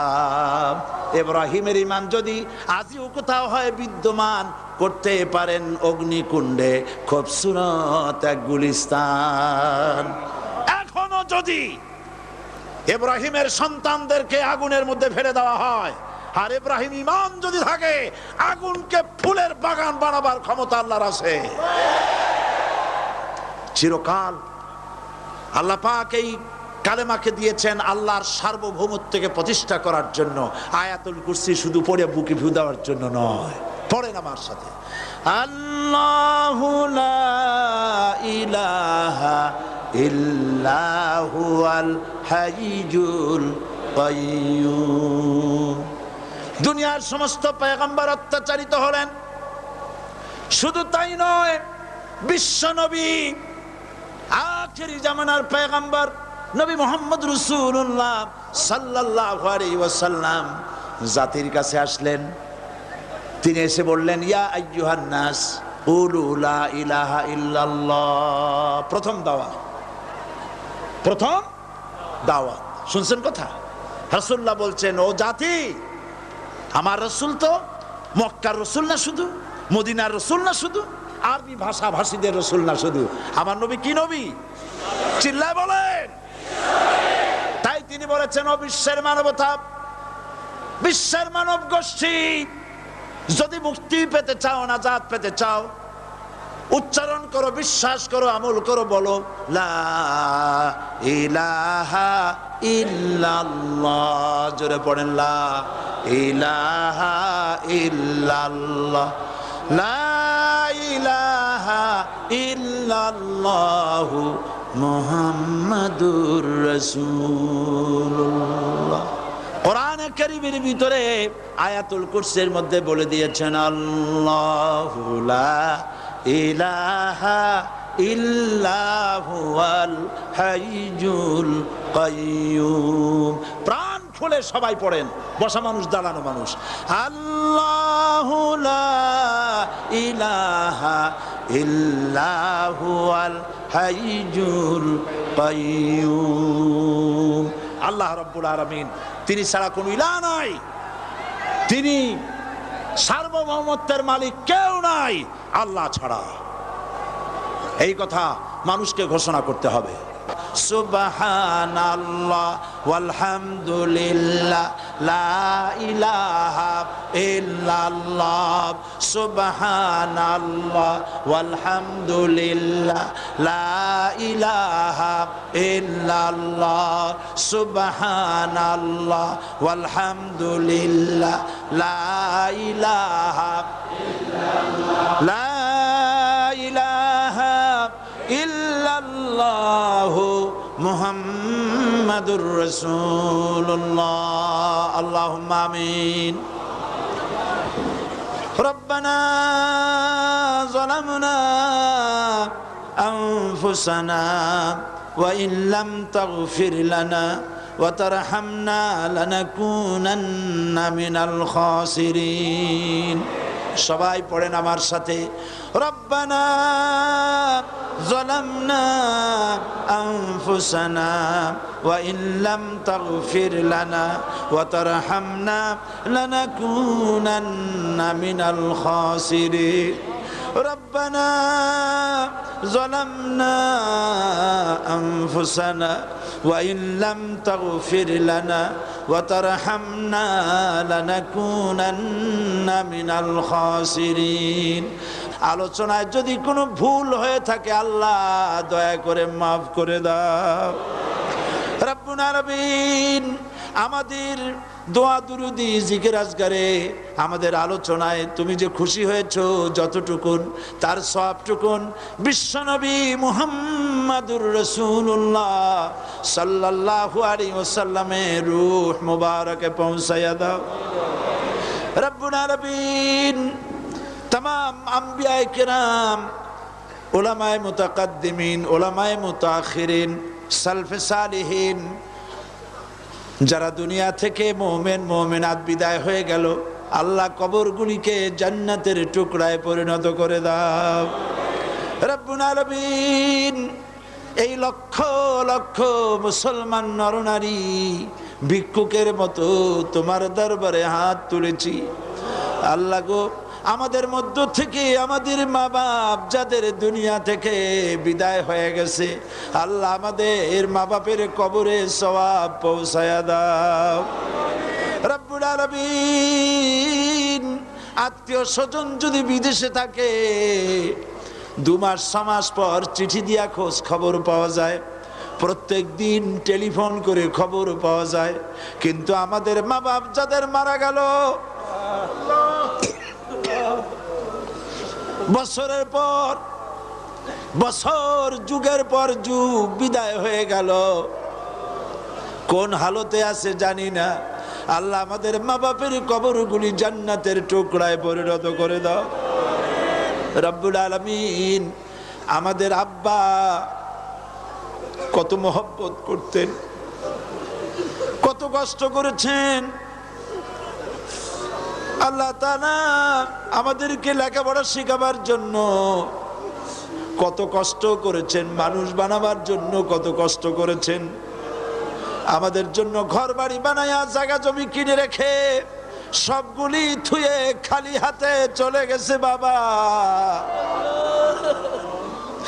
আল্লাহ আমাদের আব্বার রুহের পরে সওয়াব পৌঁছায়া দাও রব্বুল আলামিন। এখন তো আর বাড়ি গেলে নাম ধরে কেউ ডাকে না। আয় আল্লাহ, আমাদের আব্বা যত গুনাহ করেছি জানা অজানা, সমস্ত গুনাহগুলি আল্লাহ তুমি সাইয়াদগুলি হাসানাত দিয়া বদলাইয়া দাও রব্বুল আলামিন। আমাদের জনম দুঃখিনী মা, আয় আল্লাহ, মা যা যে হারাইছে সেই বোঝে কি নিয়ামত তার চলে গেছে। আল্লাহ আমাদের মা যার বিদায় হয়ে গেছে, মায়ের কবরটাকে জান্নাতের টুকরায় পরিণত করে দাও রব্বুল আলামিন। মায়ের পেটের ভিতরে বসে 10টা মাস ধরে মায়ের কষ্ট দিছি। তিনি ডেলিভারিতে কষ্ট করেছেন, 2-2.5 বছর বুকের দুধ খেয়ে কষ্ট দিয়েছি, পেশাব পায়খানা করে মায়ের কাপড় চোপড় নষ্ট করে দিয়েছি। মা বিরক্ত হন নাই, থাপ্পড় মারেন নাই, আছাড় দিয়া ফালায় দেন নাই। আল্লাহ মা যাদের মারা গেল মাবুদ, মায়ের কবরটাকে জান্নাতের টুকরা বানায়া দাও রব্বির হামহুমা কামা রব্বায়ানি সগীরা। আমার ভাইয়েরা, আমার মা বোনেরা করুণ ভাবে আল্লাহরে বলেন রব্বির হামহুমা কামা রব্বায়ানি।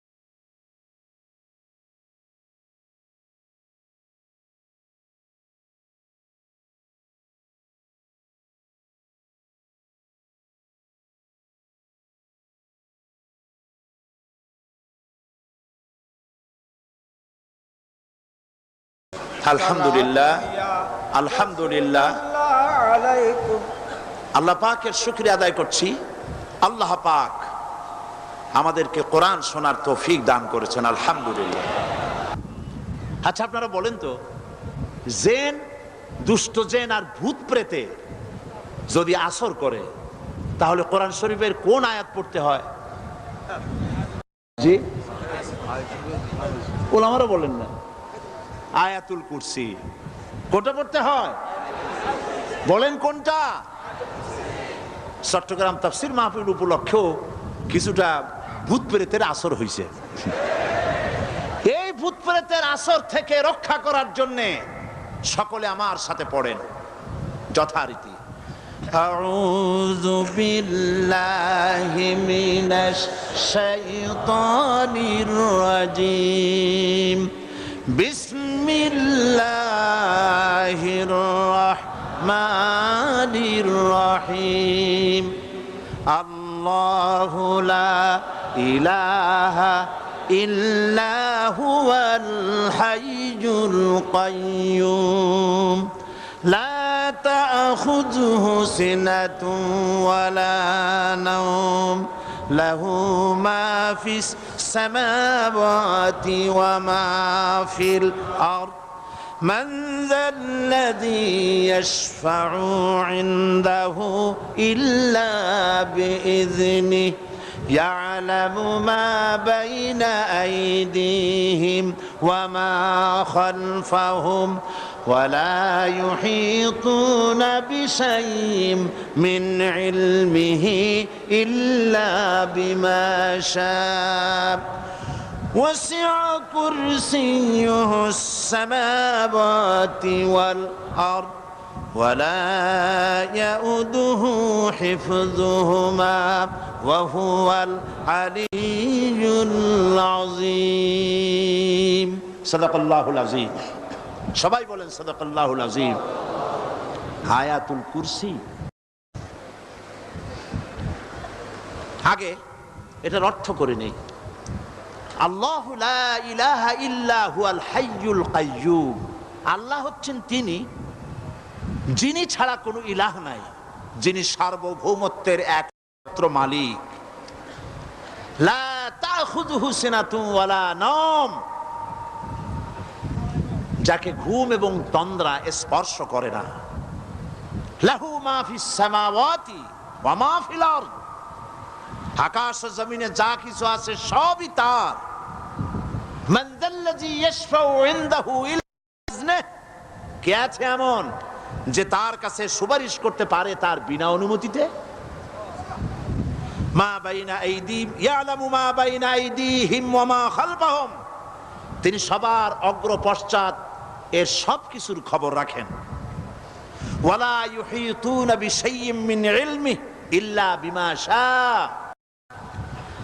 তার জ্ঞাত বিষয়ের কিছুই মানুষ নিজেদের আয়ত্তে আনতে পারে না। অবশ্য আল্লাহ যদি কাউকে কিছু দিতে চান, ওয়াসিআ কুরসিয়্যুহু সামাওয়াতি ওয়াল আরদ, তার একচ্ছত্র ক্ষমতা এবং কর্তৃত্ব আকাশ এবং জমিনকে পরিব্যাপ্ত করে রেখেছে। ওয়ালা ইয়াউদুহু হিফযুহুমা ওয়া হুয়াল আলিয়্যুল আযীম, আর আকাশ এবং পৃথিবীর রক্ষণাবেক্ষণ করতে গিয়ে আল্লাহ পাক মোটেই ক্লান্তি বোধ করেন না, আর তিনি হচ্ছেন এক মহান শ্রেষ্ঠতম সত্তা।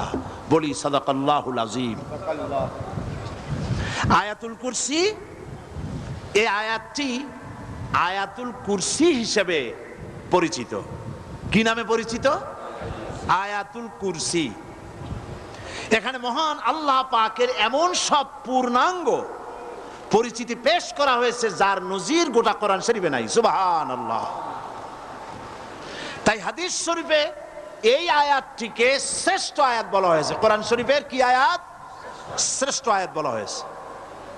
আমরা প্রত্যেকটি ফরজ নামাজের পরে এই আয়াতে কারিমা পড়ে থাকি, ঠিক কিনা বলে? আল্লাহ বলেছেন প্রত্যেক ফরজ নামাজের পরে আয়াতুল কুরসি যে ব্যক্তি পাঠ করবে, কিয়ামতের দিন আল্লাহ রাব্বুল আলামিন ওই ব্যক্তির ব্যাপারে সিদ্ধান্ত নেবেন, আল্লাহ তাকে জান্নাত দান করে দিবেন। হতে পারে এবার আপনারা কেউ করতে পারেন, বাস ওয়াজ আর না শুনলে চলবে, আয়াতুল কুরসি পড়বো আর জান্নাতে চলে যাব। না, বিষয়টা এমন নয়। বিষয়টা হচ্ছে এই আয়াতুল কুরসির মধ্যে এমন কিছু কথা আছে যা বুঝে যদি পড়ে আর আমল করে আল্লাহ পাক কিয়ামতের সিদ্ধান্ত নেবেন, জান্নাত দিয়ে দিবেন। সুবহানাল্লাহ, বলেন সুবহানাল্লাহ। এর কারণ হলো আয়াতুল কুরসির মধ্যে আল্লাহ পাক সার্বভৌমত্বের কথা বলেছেন। আজ আমরা স্লোগান দেই সব সমস্যার সমাধান। ও মাশাআল্লাহ, চট্টগ্রামের সবাই বোধহয় এই পরিচিত স্লোগানটা জানেন না। জবাব তা আপনারা জবাব দিতে পারলেন না কেন? সব সমস্যার সমাধান দেন স্লোগান আপনারাই।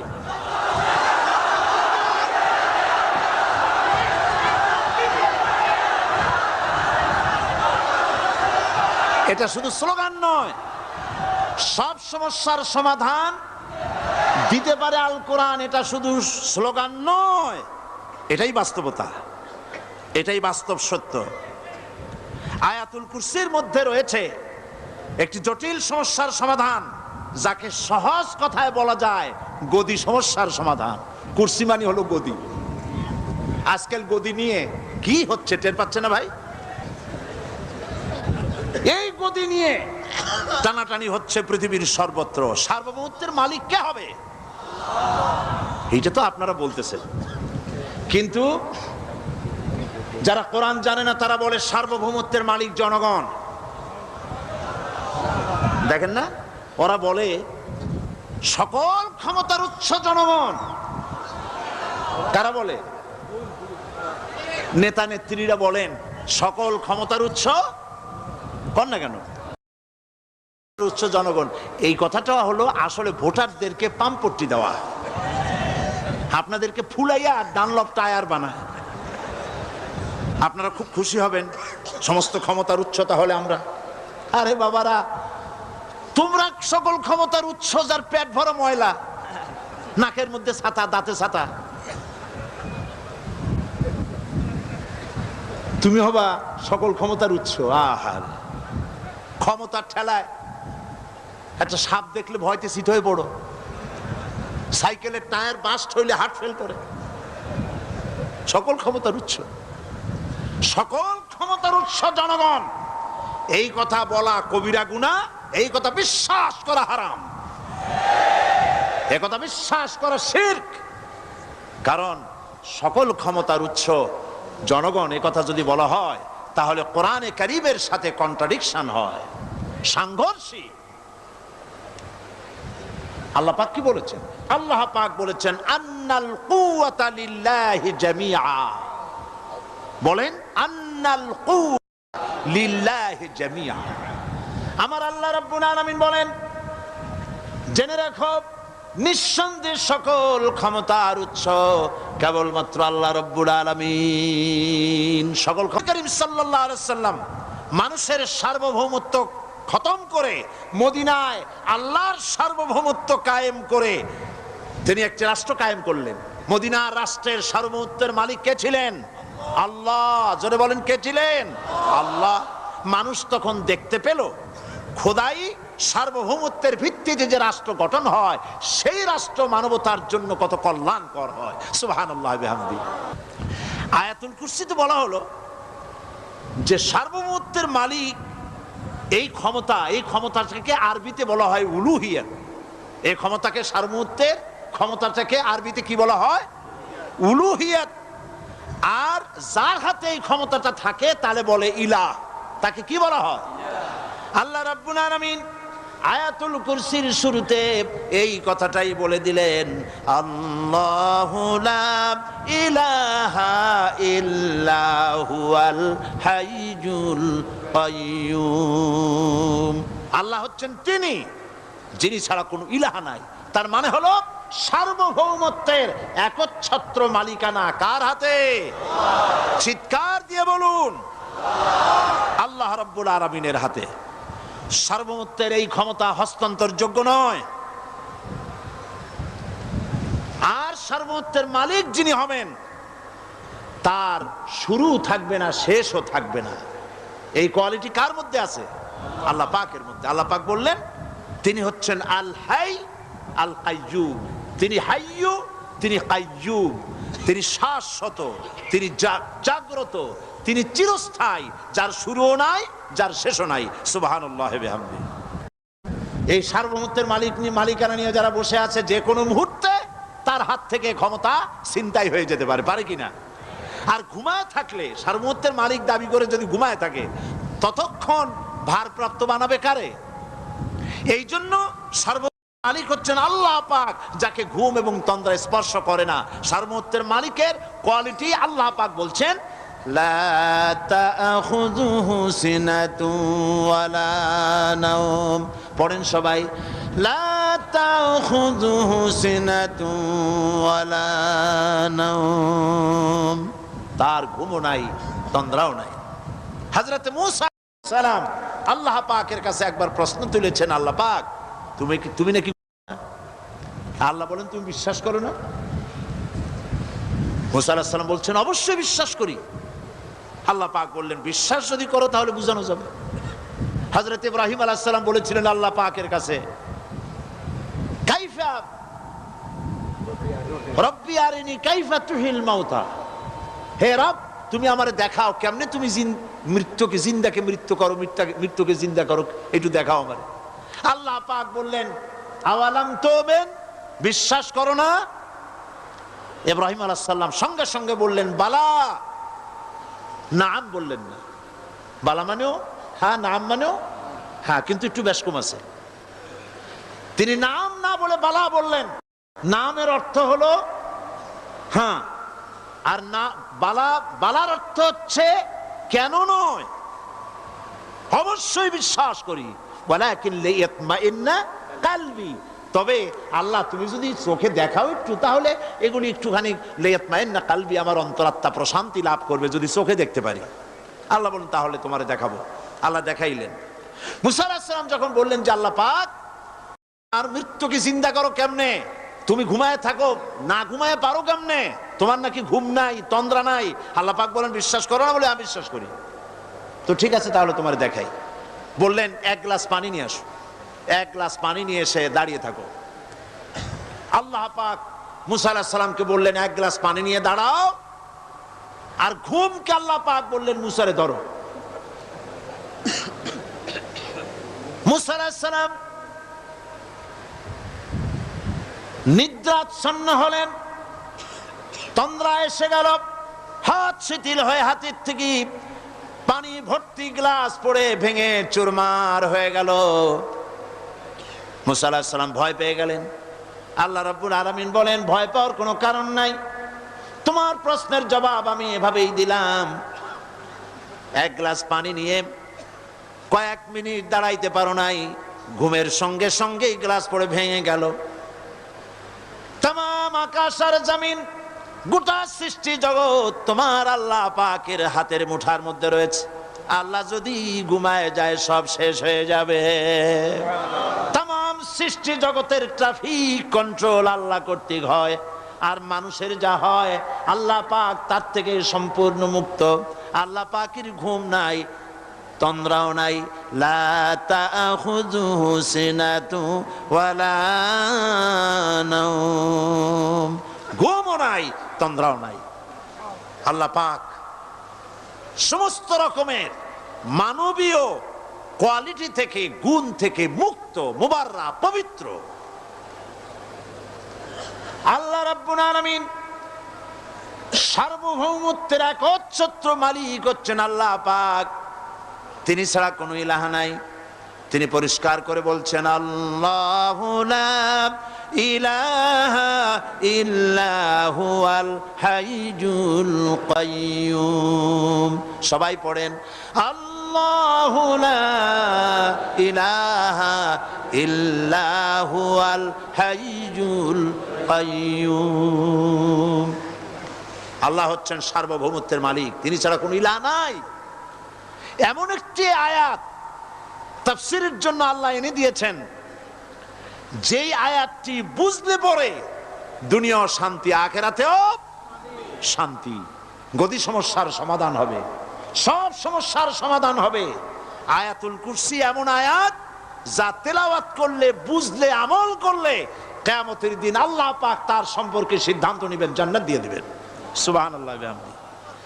আউযু বিল্লাহি মিনাশ শাইতানির রাজীম।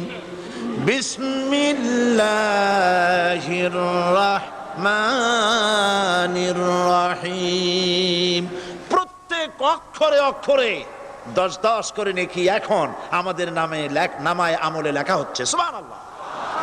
গলা ছেড়ে দিয়ে সবাই পড়েন আমার সাথে, আল্লাহু লা ইলাহা ইল্লা হুয়াল হাইয়ুল কাইয়্যুম। লা তাখুযুহু সিনাতুন ওয়ালা নাওম।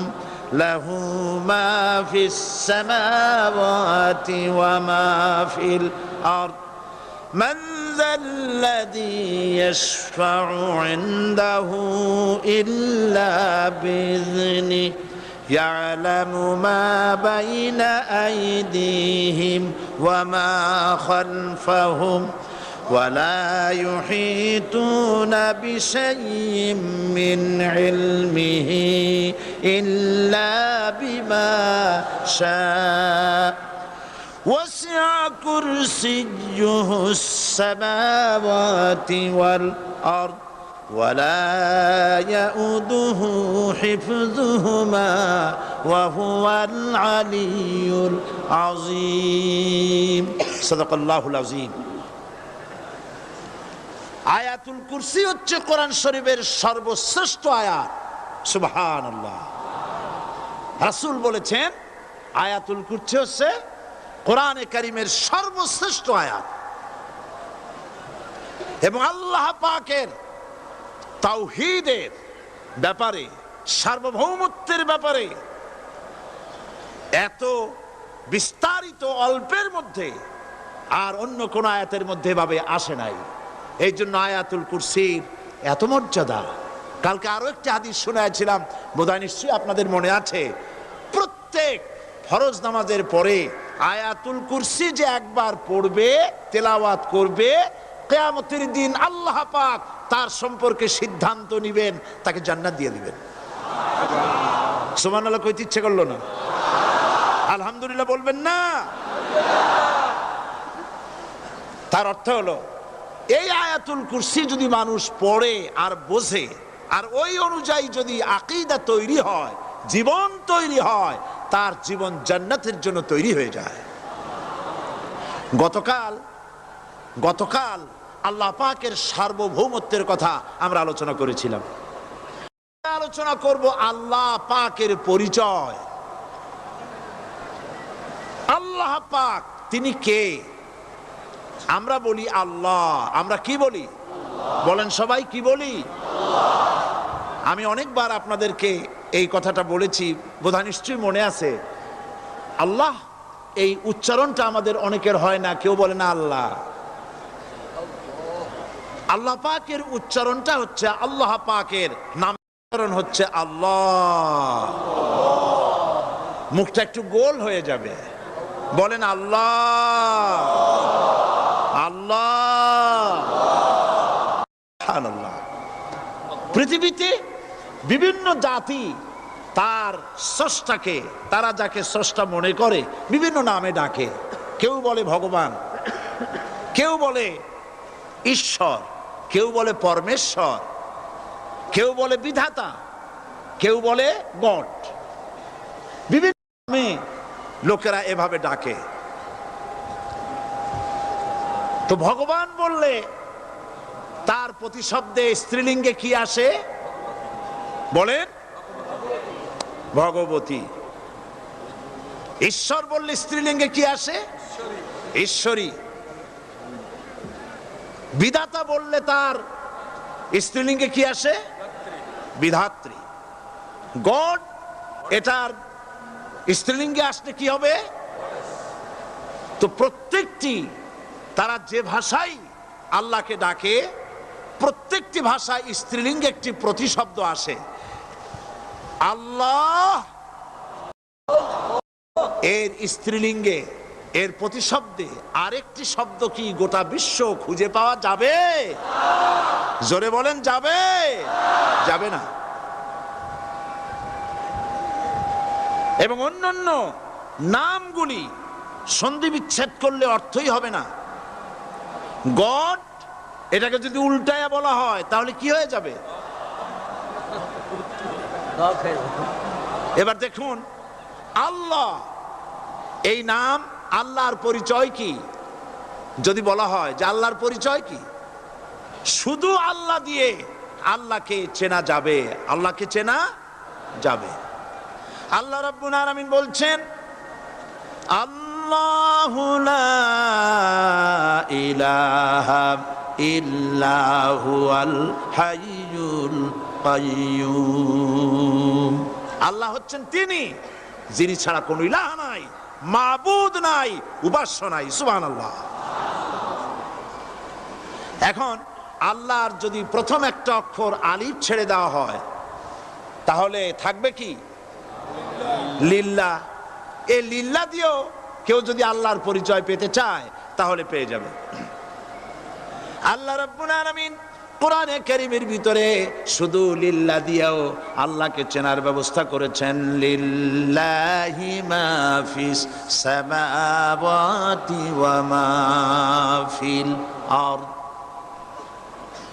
আকাশ এবং জমিনের সার্বভৌমত্বের একচ্ছত্র মালিকানা কার? আল্লাহ পাকের। এখন লিল্লাহ থেকে একটা লাম ছেড়ে দেন, কি থাকবে? লাহু। এই লাহু দিয়েও আল্লাহর পরিচয় পাওয়া যাবে, যাবে না? কোরআন বলছে, লাহু মাকালিদুস সামাওয়াতি ওয়াল আরদি ইউবসিতুর রিজকা লিমান ইয়াশা। আকাশ এবং জমিনের রিজকের চাবিকাঠি আল্লাহ পাকের কাছে, যারে খুশি তিনি পর্যাপ্ত রিজেক তিনি দান করেন। সুবহানাল্লাহ। এবার লাহুর লাম ছেড়ে দেন, থাকবে কি একটা অক্ষর। এই একটি অক্ষর দিয়ে আল্লাহ পাকের চেনা যাবে। ইন্নাহু হুয়াল গফুরুর রহিম, তিনি হচ্ছেন মহা ক্ষমাশীল দয়াবান। আল্লাহর পরিচয় আল্লাহকে দিয়েই জানা যায়। আল্লাহর পরিচয় হচ্ছে তিনি এই আকাশ সৃষ্টি করেছেন, এই জমিন সৃষ্টি করেছেন, মানব গোষ্ঠীকে সৃষ্টি করেছেন। আকাশের স্রষ্টাকে, জমিনের স্রষ্টাকে, মানুষের স্রষ্টাকে আল্লাহ পাক। দেখুন, আল্লাহ পাক আকাশের স্রষ্টা, জমিনের স্রষ্টা, মানুষের স্রষ্টা, এই কথাকে ভুলিয়ে দেওয়ার জন্যে, এই কথাটিকে ভুলিয়ে দেওয়ার জন্য আল্লাহকে অস্বীকার করছে এক শ্রেণীর লোকেরা। তারা বলছে দেয়ার ইজ নো গড, স্রষ্টা বলতে কেউ নাই, আনসিন ইজ নাথিং।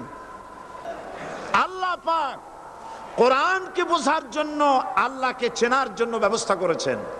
ওরা বলছে কি আনসিন ইজ নাথিং, যা দেখা যায় না সেটা কিছুই না, সেটা বিশ্বাস করি না। তো আল্লাহর যখন রং নাই, গন্ধ নাই, তাকে বিশ্বাস করি কেমনে? বলে নাউজুবিল্লাহি মিন যালিক।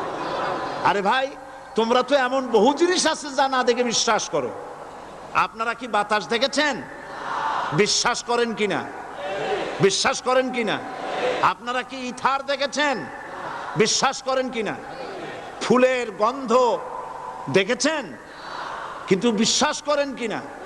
মাধ্যাকর্ষণ শক্তি, ল অফ গ্রাভিটেশন আপনারা চোখে দেখেছেন? বিশ্বাস করেন কিনা? অনেক জিনিস এমন আছে যা আমরা চোখে দেখি না কিন্তু বিশ্বাস করি। হযরত ইমাম আবু হানিফা রাহমাতুল্লাহ আলাইহির সাথে এক নাস্তিকের বহস হবে। স্থান এবং তারিখ নির্ধারণ করা হলো। ইমাম সাহেব দেরি করে আসলেন। নাস্তিক বলছে, আমি আপনার সঙ্গে কোনো বিতর্কে যেতে চাই না, কারণ আপনি ওয়াদা রক্ষা করতে পারেন নাই, নির্ধারিত সময় অন্তত 3 ঘন্টা পরে এসেছেন। তিনি বললেন, আমি কেন দেরি করলাম সেটা তো তুমি জিজ্ঞেস করবে। আচ্ছা বলেন কেন দেরি করেছেন? তিনি বললেন, দেখো, এই জায়গায় আসার পথে একটা নদী বেঁধেছিল, তা আসবো কি করে? আমার কাছে পারাপারের কোনো বন্দোবস্ত ছিল না। এক পর্যায়ে হতাশ হয়ে গেলাম, আমার বোধহয় যাওয়াই হবে না।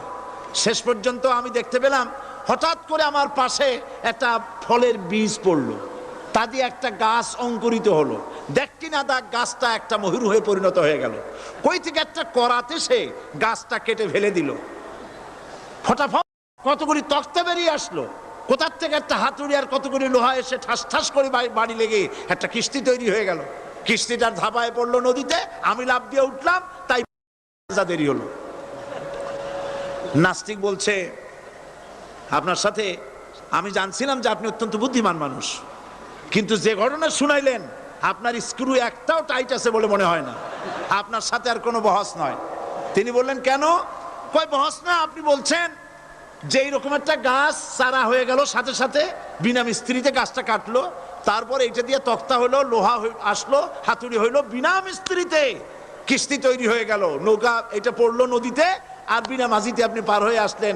এটা কি আদৌ সম্ভব? ইমাম আবু হানিফা রাহমাতুল্লাহ আলাইহি বলছেন, তোমার সাথে আমি কোনো কিতাব দিয়ে ঝগড়া করব না, কোনো কিতাব দিয়ে আমি তোমার সাথে বহস করব না। এই একটি দৃষ্টান্ত তোমার জন্য যথেষ্ট। একটা মিস্ত্রি ছাড়া যদি একটা কিস্তি তৈরি না হতে পারে, একটা গাছ কেটে তক্তা যদি না হতে পারে, এই বিশাল আকাশ, এই বিশাল জমিন, আর তোমার মতো এরকম একটা সুন্দর মানুষ বিনা মিস্ত্রিতে, বিনা স্রষ্টায় তৈরি হলো কেমনে? এক কথায় নাস্তিক বলছে আমার জীবনের ভুল ধরা পড়ল। নাস্তিক বলছে জীবনের ভুল ধরা পড়েছে, আমি মুসলমান হয়ে গেলাম। লা ইলাহা ইল্লাল্লাহু মুহাম্মাদুর রাসূলুল্লাহ। জোরে পড়েন লা ইলাহা লা ইলাহা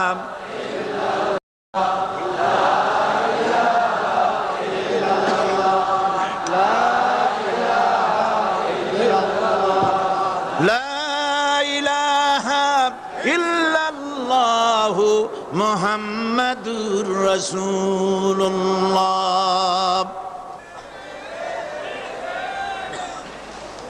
আল্লাহ পাক বলছেন আমি আদম, আমি দাউদ এবং সুলাইমানকে জ্ঞান দান করেছি, ইব্রাহিমকে জ্ঞান দান করেছি। কোরআন শরীফের বহু জায়গায় শুধু জ্ঞানের কথাই বলা হয়েছে। সুবহানাল্লাহ। সুতরাং বুদ্ধিজীবী, এই বুদ্ধিজীবীরা তারা আসল জ্ঞানটা নাই। আসল জ্ঞান কোনটা বলেন? কোনটা? ডক্টর শহীদুল্লাহ মরহুম, আমি অনেকবার বলেছি তার কথা, তাকে জান্নাতুল ফেরদাউস নসিব করুন, বলেন আমিন। ডক্টর শহীদুল্লাহ মরহুম বলতেন তার লোকদেরকে যে তোমরা বিদেশ থেকে অনেক ডিগ্রি নামের আগে আনতে পারো, তোমরা পণ্ডিত, একথা আমি স্বীকার করি, কিন্তু কোরআন শরীফের জ্ঞান যদি না থাকে তাহলে পণ্ডিতের আগে আর একটা শব্দ বসবে, মূর্খ পণ্ডিত। কোরআনের জ্ঞান পাণ্ডিত্যকে পরিপূর্ণ করে দেয়, কারণ ওয়ামা উতীতুম মিনাল ইলমি ইল্লা কালিলা। সুবহানাল্লাহ। আল্লাহ পাক বলছেন তোমাদেরকে সামান্যতম জ্ঞান দান করেছি। কতটুকুন জ্ঞান? কতটুকুন? সামান্যতম জ্ঞান দান করেছি। সুতরাং আল্লাহ পাক কোরআনের মধ্যে তার নিজের পরিচয় ছোট্ট একটি সূরার মধ্যে ব্যাপক আকারে বলে দিয়েছেন। কি? কুল হুয়াল্লাহু আহাদ। সবাই পড়েন আমার সাথে, কুল হুয়াল্লাহু আহাদ আল্লাহ আহাদ। আল্লাহ পাক বলেন আল্লাহ এক এবং একক, তিনি কারো মুখাপেক্ষী নন, তিনি কাউকে জন্ম দেন নাই, তাকেও কেউ জন্ম দেয়নি, আকাশ আর জমিনে আল্লাহর সমকক্ষ কেউ নাই। সুবহানাল্লাহ। তাকে কেউ জন্ম দেয়নি, তিনিও কাউকে জন্ম দেননি। তিনি এক, তিনি ছিলেন, তিনি আছেন, তিনি থাকবেন, তার শুরুও নাই, তার শেষও নাই। সুবহানাল্লাহ। এই আল্লাহ রাব্বুল আলামিন তার পরিচয় আয়াতুল কুরসি সার্বভৌমত্বের পরিচয় দিয়েছে, আল্লাহর পরিচয় দিয়েছে। আল্লাহ তিনি খালিক। মানব সৃষ্টির এবং পৃথিবীর সৃষ্টির ইতিহাস ঘাটলে মানুষের যদি কিসমত ভালো থাকে তাহলে আল্লাহর সান্নিধ্য, আল্লাহর অস্তিত্ব সম্পর্কে জ্ঞান তাকে আল্লাহ পাক দান করে দেন। সুবহানাল্লাহ। পৃথিবীর সৃষ্টির ব্যাপারে বুদ্ধিজীবীরা কি বলছেন দেখুন। পৃথিবীর সৃষ্টির ব্যাপারে বিজ্ঞানীরা বলছেন যে এই পৃথিবী এরকম ছিল না, তো কি রকম ছিল? এইটা সূর্যের পাশ থেকে একটা উজ্জ্বল শক্তিশালী জ্যোতিষ্ক দারুণ ফোর্স নিয়ে যাচ্ছিল। সেই ফোর্স সহ্য করতে না পেরে সূর্যের একটি দুর্বলতম অংশ সূর্য থেকে ছিটকে মহাশূন্যে পড়ে গেল, আর ঘুরতে ঘুরতে এই পৃথিবীর অস্তিত্ব লাভ করলো। বিজ্ঞানের এই কথা যদি বিশ্বাস করতে হয় তাহলে আমাকে বলতে হয় এখন তো মানুষেরা আর পৃথিবীতে ধরছে না, ঠিক কিনা? কথা বলছেন না কেন? মানুষ পৃথিবীতে এখন ধরতেছে, বিভিন্ন দেশ খালি বলতেছে মানুষ কমাও, সন্তান কমাও, বিভিন্ন পদ্ধতি গ্রহণ করো, আর মানুষ বাড়ায়ও না। আল্লাহ পাক বলছেন আল্লাহু লা ইলাহা ইল্লা হুয়াল হাইয়ুল কাইয়্যুম। আল্লাহ হচ্ছেন তিনি যিনি ছাড়া কোনো ইলাহ নাই। লা ইলাহা ইল্লাহু, তিনি ছাড়া কোনো ইলাহ নাই, সার্বভৌমত্বের মালিক কেউ নাই। এই যে লা ইলাহা, কোনো ইলাহ নাই, আমরা কালেমার মধ্যে এই কথাটা বলি, আমাদের কালেমায় তাইয়্যিবা আমরা কি উচ্চারণ করি?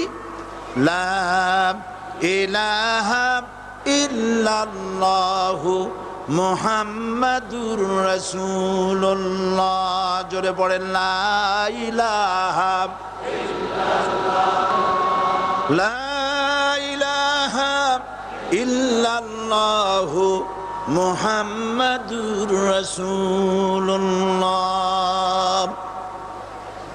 লা ইলাহা, কোন ইলাহ নাই, এই দাওয়াত দিয়েছেন দুনিয়ার সমস্ত পয়গম্বর।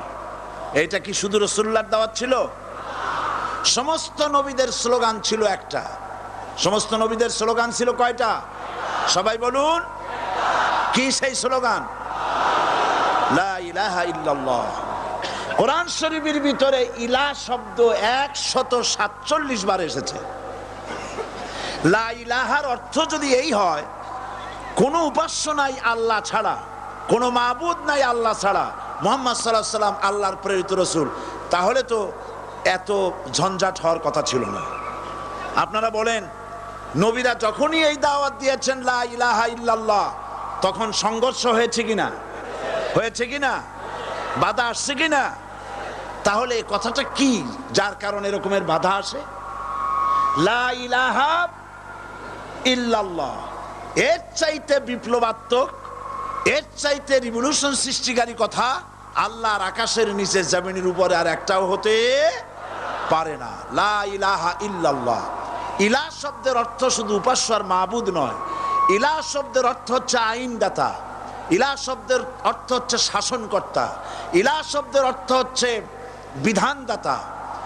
তো লা ইলাহা যখন একটি লোক ঘোষণা করে, তার অর্থ দাঁড়ায় কোনো আইনদাতা নাই, বিধানদাতা নাই, শাসনকর্তা নাই, কারো আইন মানি না, বিধান মানি না, শাসন মানি না, আল্লাহ ছাড়া। কে ছাড়া? আল্লাহ ছাড়া। এই কালেমার দাওয়াত যখন পয়গম্বরেরা দিয়েছেন, তখন 3 শ্রেণীর লোকেরা বাধা দিয়েছে। বলেন কয় শ্রেণী? সবাই বলেন। 3 শ্রেণীর লোকেরা বাধা দিয়েছে। লক্ষ্য করুন। 1 নম্বরে বাধা দিয়েছে রাষ্ট্রশক্তি।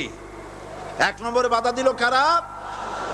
2 নম্বরে বাধা দিয়েছে ধনাঢ্য ব্যক্তিবর্গ। 3 নম্বরে বাধা দিয়েছে যারা কায়েমি স্বার্থবাদী ধর্মীয় শক্তি। এই 3টি শ্রেণী সমস্ত নবীদেরকে বাধা দিয়েছে। সেই বাধা অতীতে যারা দিত, এখন আর দেয় না নাকি? এখনো দেয়। দেখুন, এই কালেমার দাওয়াত হযরতে মূসা আলাইহিস সালামকে যেদিন আল্লাহ পাক প্রথম ওহী দিলেন, এই দাওয়াত শুধু রাসূল দেন নাই, আল্লাহ পাক বলছেন প্রত্যেক নবী তার জাতিকে এই দাওয়াত দিয়েছেন। কি? আল্লাহ রাব্বুল আলামিন বলেন, সকল নবী তার কওমকেই বলে দাওয়াত দিয়েছেন, ইয়া কওমি ইবুদুল্লাহা মা লাকুম মিন ইলাহিন গায়রু। হে সম্প্রদায়, আল্লাহ ছাড়া কোনো ইলাহ নাই, তার ইবাদত করো, তারই দাসত্ব করো, তার গোলামি করো। আল্লাহ পাক মূসা আলাইহিস সালামকে যখন নবুয়াত দিলেন, প্রথম যে ওহী এলো, প্রথম ওহীটাই ছিল ইন্নানি আনাল্লাহ লা ইলাহা ইল্লা আনা ফা'বুদনি ওয়া আকিমিস সালাতা লিযিকরি। নিশ্চয়ই আমি আল্লাহ, আমি ছাড়া কোনো ইলাহ নাই, আইনদাতা নাই, বিধানদাতা নাই, সুতরাং আমার দাসত্ব করো এবং আমার শরণার্থে নামাজকে প্রতিষ্ঠা করো। মূসা আলাইহিস সালামকে আল্লাহ পাক ওহী দিয়ে তাকে পাঠালেন। কোথায় পাঠালেন?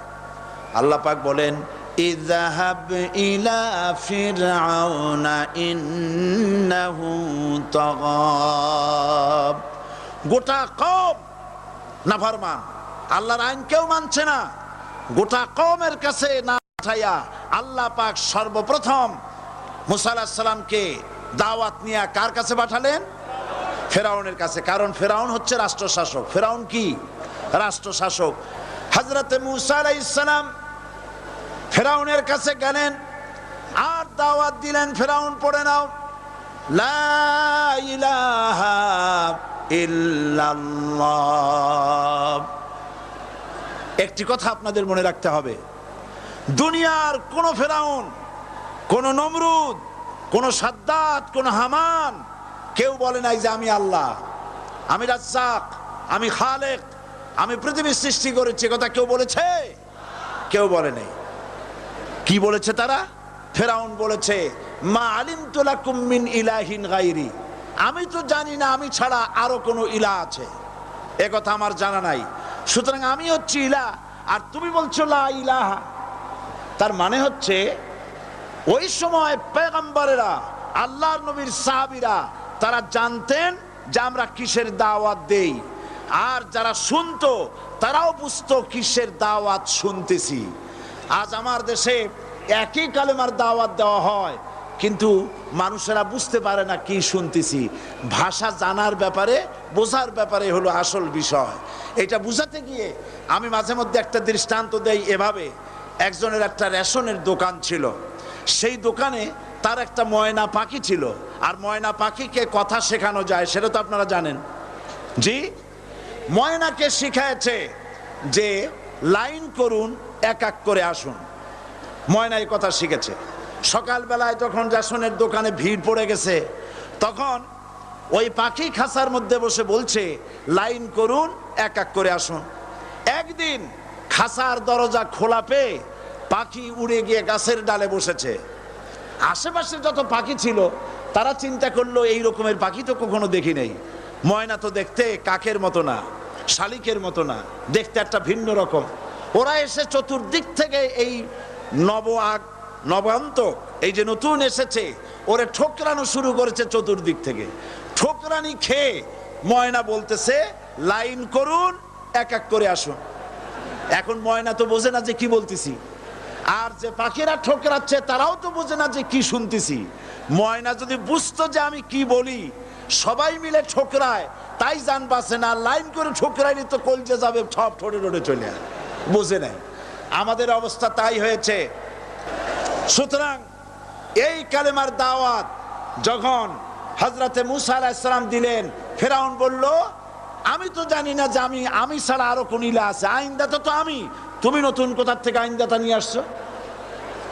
ফেরাউন বলছে দেখো, আমারে বাদ দিয়া যদি অন্য কাউকে ইলাহ বলে তুমি মানো, আর সেই শিক্ষা যদি যে জাতিকে দাও, তাহলে আমি তোমাকে ধরে লাআজআলান্নাকা মিনাল মাসজুনিন, আমি তোমাকে কারারুদ্ধ করব, আমি তোমাকে জেলখানায় ঢুকিয়ে দেব। রাষ্ট্রশক্তি প্রথম বাধা দিল কারা? বলেন সবাই। সেই বাধা কি ওখানে শেষ হয়েছে না এখনো আছে? আছে কিনা জোরে বলেন। আমি তোমাকে জেলখানায় ঢুকাবো। হযরতে মুসা আলাইহিস সালাম বলেন ফেরাউন রে, জেলের ভয় আমি করি না, আমাকে জেলের ভয় দেখায়া লাভ নাই। আমি আল্লাহ পাকের পয়গম্বর হযরতে মুসা আলাইহিস সালাম। ফেরাউনের দলবল আছে, লোক লস্কর আছে, তার অস্ত্রের অভাব নাই। আল্লাহ রাব্বুল আলামিন মুসা আলাইহিস সালামের কাছে একটা অস্ত্র দিয়া দিলেন। দিছিলেন কিনা? দিছিলেন কিনা? আল্লাহ পাক হযরত মুসা কি বলেছেন, ওয়া মা তিলকা বিয়ামিনিকা ইয়া মুসা, মুসা রে তোমার হাতে ওটা কি? মুসা আলাইহিস সালাম বললেন এটা লাঠি। আল্লাহ পাক বললেন ফেলে দাও লাঠি। লাঠি ফালায় দিলেন, কি হয়ে গেল? হিয়া হাইয়াতুন তাসআ, লাঠি হয়ে গেল। এখন লাঠি পড়ে সাপ হয়ে গেল। সাপ দেখে নবী হোক, ওলি হোক, সাহাবী হোক আর আলেম হোক, সাপ দেখলে ভয় করে না মানুষের? মুসা আলাইহিস সালাম ভয় পাইছে। আল্লাহ রাব্বুল আলামিন হযরত মুসাকে শোনায় দিলেন, খুযহা ওয়া লা তাখাফ সানুঈদুহা সিরাতাহাল উলা,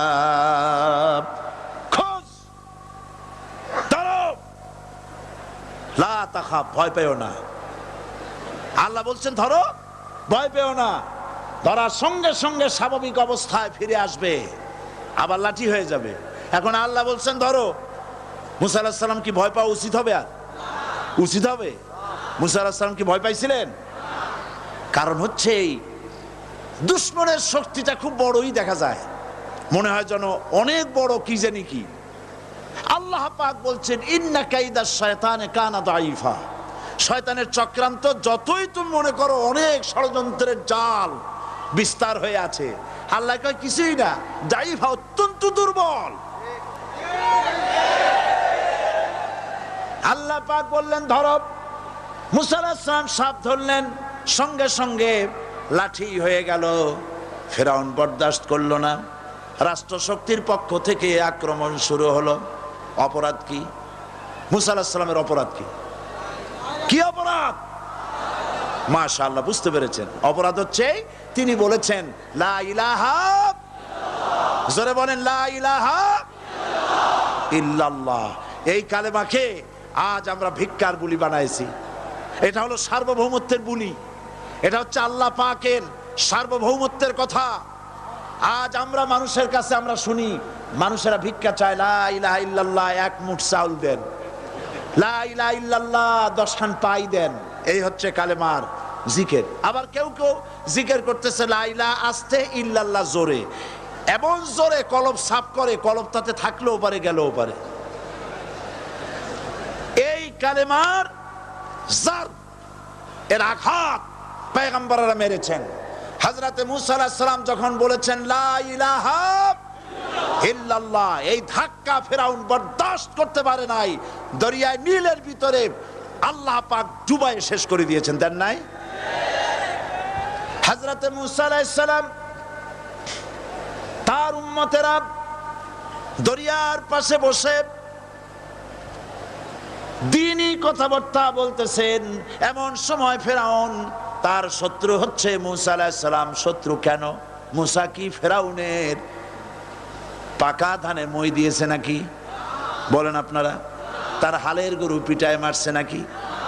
অপরাধ হলো তিনি আল্লাহর জমিনে আল্লাহর আইন প্রতিষ্ঠার কথা বলেছেন। এই শুধুমাত্র এই অপরাধে ফেরাউন তার দলবল নিয়ে 3 দিক থেকে আক্রমণ করেছে। মুসা আলাইহিস সালামের উম্মতেরা ভয় পেয়ে গেছেন। তারা বলছেন ইন্না লামুদরাকুন, আমরা পাকড়াও হয়ে গেছি। 3 দিকে সাড়াশি আক্রমণ, 3 দিকে শত্রু, একদিকে দরিয়া, পালাবার রাস্তা আছে? হযরত মুসা আলাইহিস সালাম ভয় পেয়ে গেলেন, সারেন্ডার করলেন না। হযরত মুসা আলাইহিস সালাম বললেন কাল্লা, কখনো নয়, ভয় পাওয়ার কোনো কারণ নাই। রব্বি সায়াহদিন, অবশ্যই আমার রব আমার জন্য রাস্তা করে দিবেন। ভয় পাইও না, আমার রব রাস্তা করে দিবেন।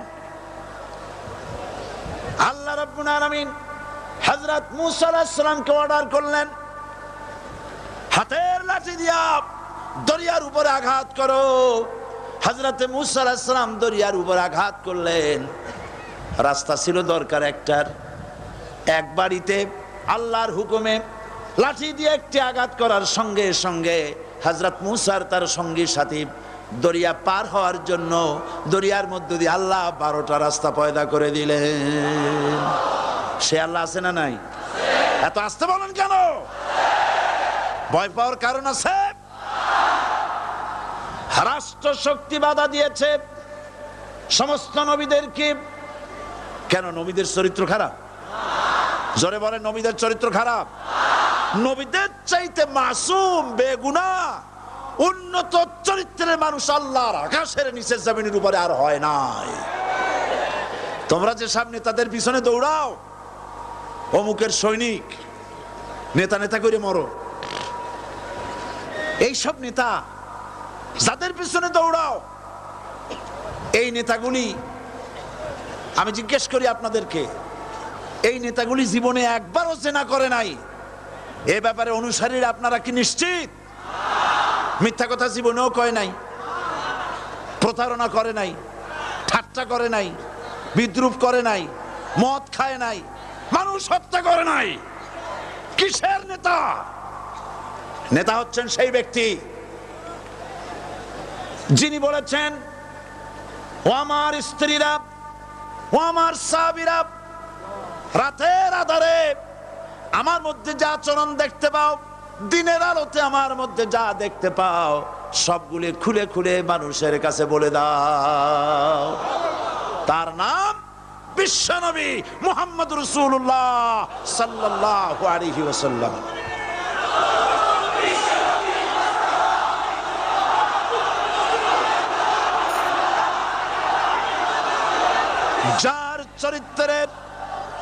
যার চরিত্রের সার্টিফিকেট আল্লাহ রাব্বুল আলামিন নিজে দিচ্ছেন, ওয়া ইন্নাকা লাআলা খুলুকিন আযীম।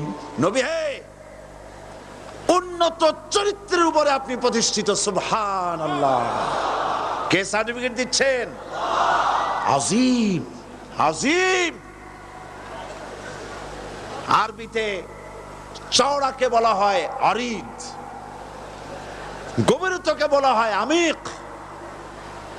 কত প্রশস্ত, যা মাপার কোনো ফিতা নাই, কত গভীর, যা মাপার কোনো যন্ত্র নাই, এইটাকে আরবিতে বলা হয় আজিম। সুবহানাল্লাহ বলতে ইচ্ছে করে না? ও নবী, তোমার চরিত্র এমন যা মাপার মতো যন্ত্র পৃথিবীতে নাই। লা ইলাহা ইল্লাল্লাহ। পড়েন সবাই, লা ইলাহা ইল্লাল্লাহ। আপনিও যদি নবীদের মতো, সাহাবীদের মতো বুঝা এই কলেমার দাওয়াত দেন, বাধা আসবেই। বোঝাবুঝির ব্যাপার, বুঝতেই সারলো। কত মাহফিল হয় বাংলাদেশে, হয় না? কোনো বাধা নাই, ঠিক কিনা? কত পূজা হয়, পার্বণ হয়, গান হয়, থিয়েটার হয়, গুনাহগার বিবির গান হয়, কত কিছু হয়। কোনো বাধা আছে? তাফসীরের মাহফিলে বাধা। কারণ ওরা বুঝতে পেরেছে এ তাফসীরের মাহফিলে গাজীর গীত হয় না, এ তাফসীরের মাহফিলে আল্লাহর সার্বভৌমত্ব কায়েমের আন্দোলন চলে।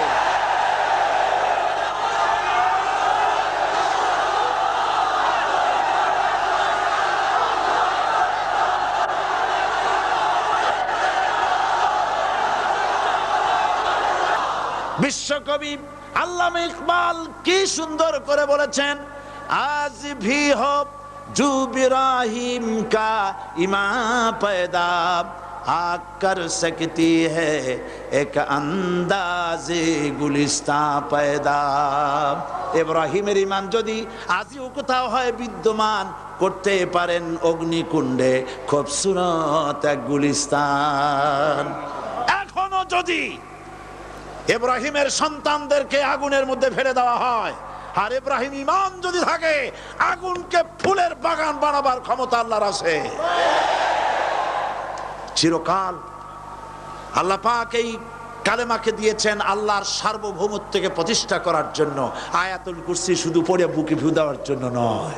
পড়েন আমার সাথে, আল্লাহু লা ইলাহা ইল্লাহু আল হাইয়ুল কাইয়্যুম।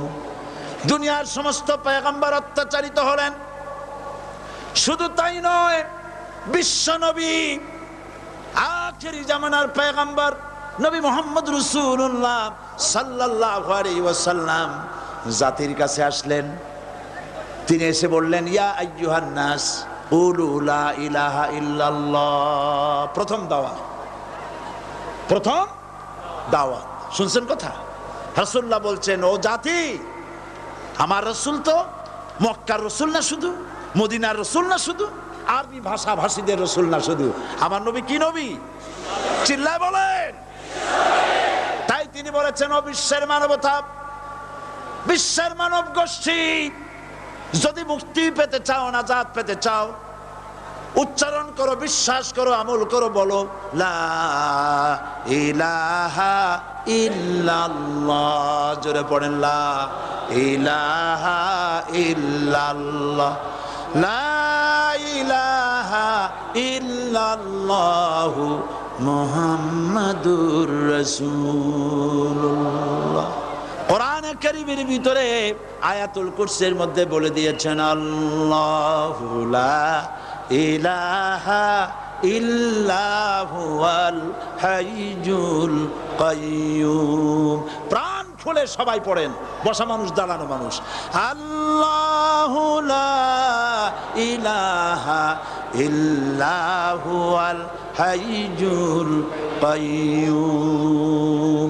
আল্লাহ রাব্বুল আলামিন, তিনি ছাড়া কোনো ইলাহ নাই, তিনি সার্বভৌমত্বের মালিক কেউ নাই আল্লাহ ছাড়া। এই কথা মানুষকে ঘোষণা করতে হবে। সুবহানাল্লাহ ওয়ালহামদুলিল্লাহ লা ইলাহা ইল্লাল্লাহ। সুবহানাল্লাহ ওয়ালহামদুলিল্লাহ লা ইলাহা ইল্লাল্লাহ। সুবহানাল্লাহ ওয়ালহামদুলিল্লাহ লা ইলাহা ইল্লাল্লাহ। লা ইলাহা ইল্লাল্লাহু মুহাম্মাদুর রাসূলুল্লাহ। আল্লাহুম্মা আমিন। রব্বানা যালামনা আনফুসানা ওয়া ইন লাম তাগফির লানা ওয়া তারহামনা লানাকুনান্না মিনাল খাসিরিন। সবাই পড়েন আমার সাথে, রব্বানা যালামনা আনফুসানা ওয়া ইন লাম তাগফির লানা ওয়া তারহামনা লানাকুনান্না মিনাল খাসিরিন। রব্বানা যালামনা আনফুসানা ওয়া ইন লাম তাগফির লানা ওয়া তারহামনা লানাকুনান্না মিনাল খাসিরিন। আলোচনায় যদি কোনো ভুল হয়ে থাকে আল্লাহ দয়া করে মাফ করে দাও। রব্বুল আলামিন, আমাদের দোয়া দুরুদি জিকির আজগারে আমাদের আলোচনায় তুমি যে খুশি হয়েছো যতটুকুন তার সবটুকুন বিশ্বনবী মুহাম্মাদুর রাসূলুল্লাহ সাল্লাল্লাহু আলাইহি ওয়াসাল্লামের রূহ মুবারকে পৌঁছায়া দাও। রব্বুল আলামিন, तमाम अंबियाए किराम, उलमाए मुतकद्दिमीन, उलमाए मुताखिरीन, सल्फे सालिहीन যারা দুনিয়া থেকে মুমিন মুমিনাত বিদায় হয়ে গেল, আল্লাহ কবরগুলিকে জান্নাতের টুকরায় পরিণত করে দাও। রব্বুল আলামিন, এই লক্ষ লক্ষ মুসলমান নরনারী ভিক্ষুকের মতো তোমার দরবারে হাত তুলেছি। আল্লাহ গো, আমাদের মধ্য থেকে আমাদের মা বাপ যাদের দুনিয়া থেকে বিদায় হয়ে গেছে, আল্লাহ আমাদের মা বাপের কবরে সওয়াব পৌঁছায়া দাও। রব্বুল আলামিন, আত্মীয় স্বজন যদি বিদেশে থাকে 2 মাস 6 মাস পর চিঠি দিয়া খোঁজ খবর পাওয়া যায়, প্রত্যেক দিন টেলিফোন করে খবর পাওয়া যায়, কিন্তু আমাদের মা বাপ যাদের মারা গেল বছরের পর বছর, যুগের পর যুগ বিদায় হয়ে গেল, কোন হালতে আছে জানি না। আল্লাহ আমাদের মা বাপের কবরগুলি জান্নাতের টুকরায় পরিণত করে দাও। রব্বুল আলামিন, আমাদের আব্বা কত মহব্বত করতেন, কত কষ্ট করেছেন। আল্লাহ তাআলা আমাদেরকে লেখাপড়া শেখাবার জন্য কত কষ্ট করেছেন, মানুষ বানাবার জন্য কত কষ্ট করেছেন। আমাদের জন্য ঘর বাড়ি বানায়া জায়গা জমি কিনে রেখে সবগুলি থুয়ে খালি হাতে চলে গেছে বাবা। আল্লাহ আমাদের আব্বা রুহের পরে সওয়াব পৌঁছায়া দাও। রব্বুল আলামিন, এখন তো আর বাড়ি গেলে নাম ধরে কেউ ডাকে না। আয় আল্লাহ, আমাদের আব্বা যত গুনাহ করেছি জানা অজানা, সমস্ত গুনাহগুলি আল্লাহ তুমি সাইয়াদগুলি হাসানাত দিয়া বদলাইয়া দাও। রব্বুল আলামিন, আমাদের জনম দুঃখিনী মা, আয় আল্লাহ আল্লাহ মা যা যে হারাইছে সেই বোঝে কি নিয়ামত তার চলে গেছে। আল্লাহ আমাদের মা যার বিদায় হয়ে গেছে, মায়ের কবরটাকে জান্নাতের টুকরায় পরিণত করে দাও রব্বুল আলামিন। মায়ের পেটের ভিতরে বসে 10টা মাস ধরে মায়ের কষ্ট দিছি। তিনি ডেলিভারিতে কষ্ট করেছেন, 2-2.5 বছর বুকের দুধ খেয়ে কষ্ট দিয়েছি, পেশাব পায়খানা করে মায়ের কাপড় চোপড় নষ্ট করে দিয়েছি। মা বিরক্ত হন নাই, থাপ্পড় মারেন নাই, আছাড় দিয়া ফালায় দেন নাই। আল্লাহ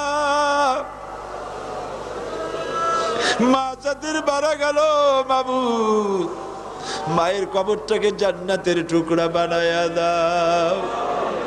রব্বির হামহুমা কামা রব্বায়ানি সগীরা। আমার ভাইয়েরা, আমার মা বোনেরা করুণ ভাবে আল্লাহরে বলেন রব্বির হামহুমা কামা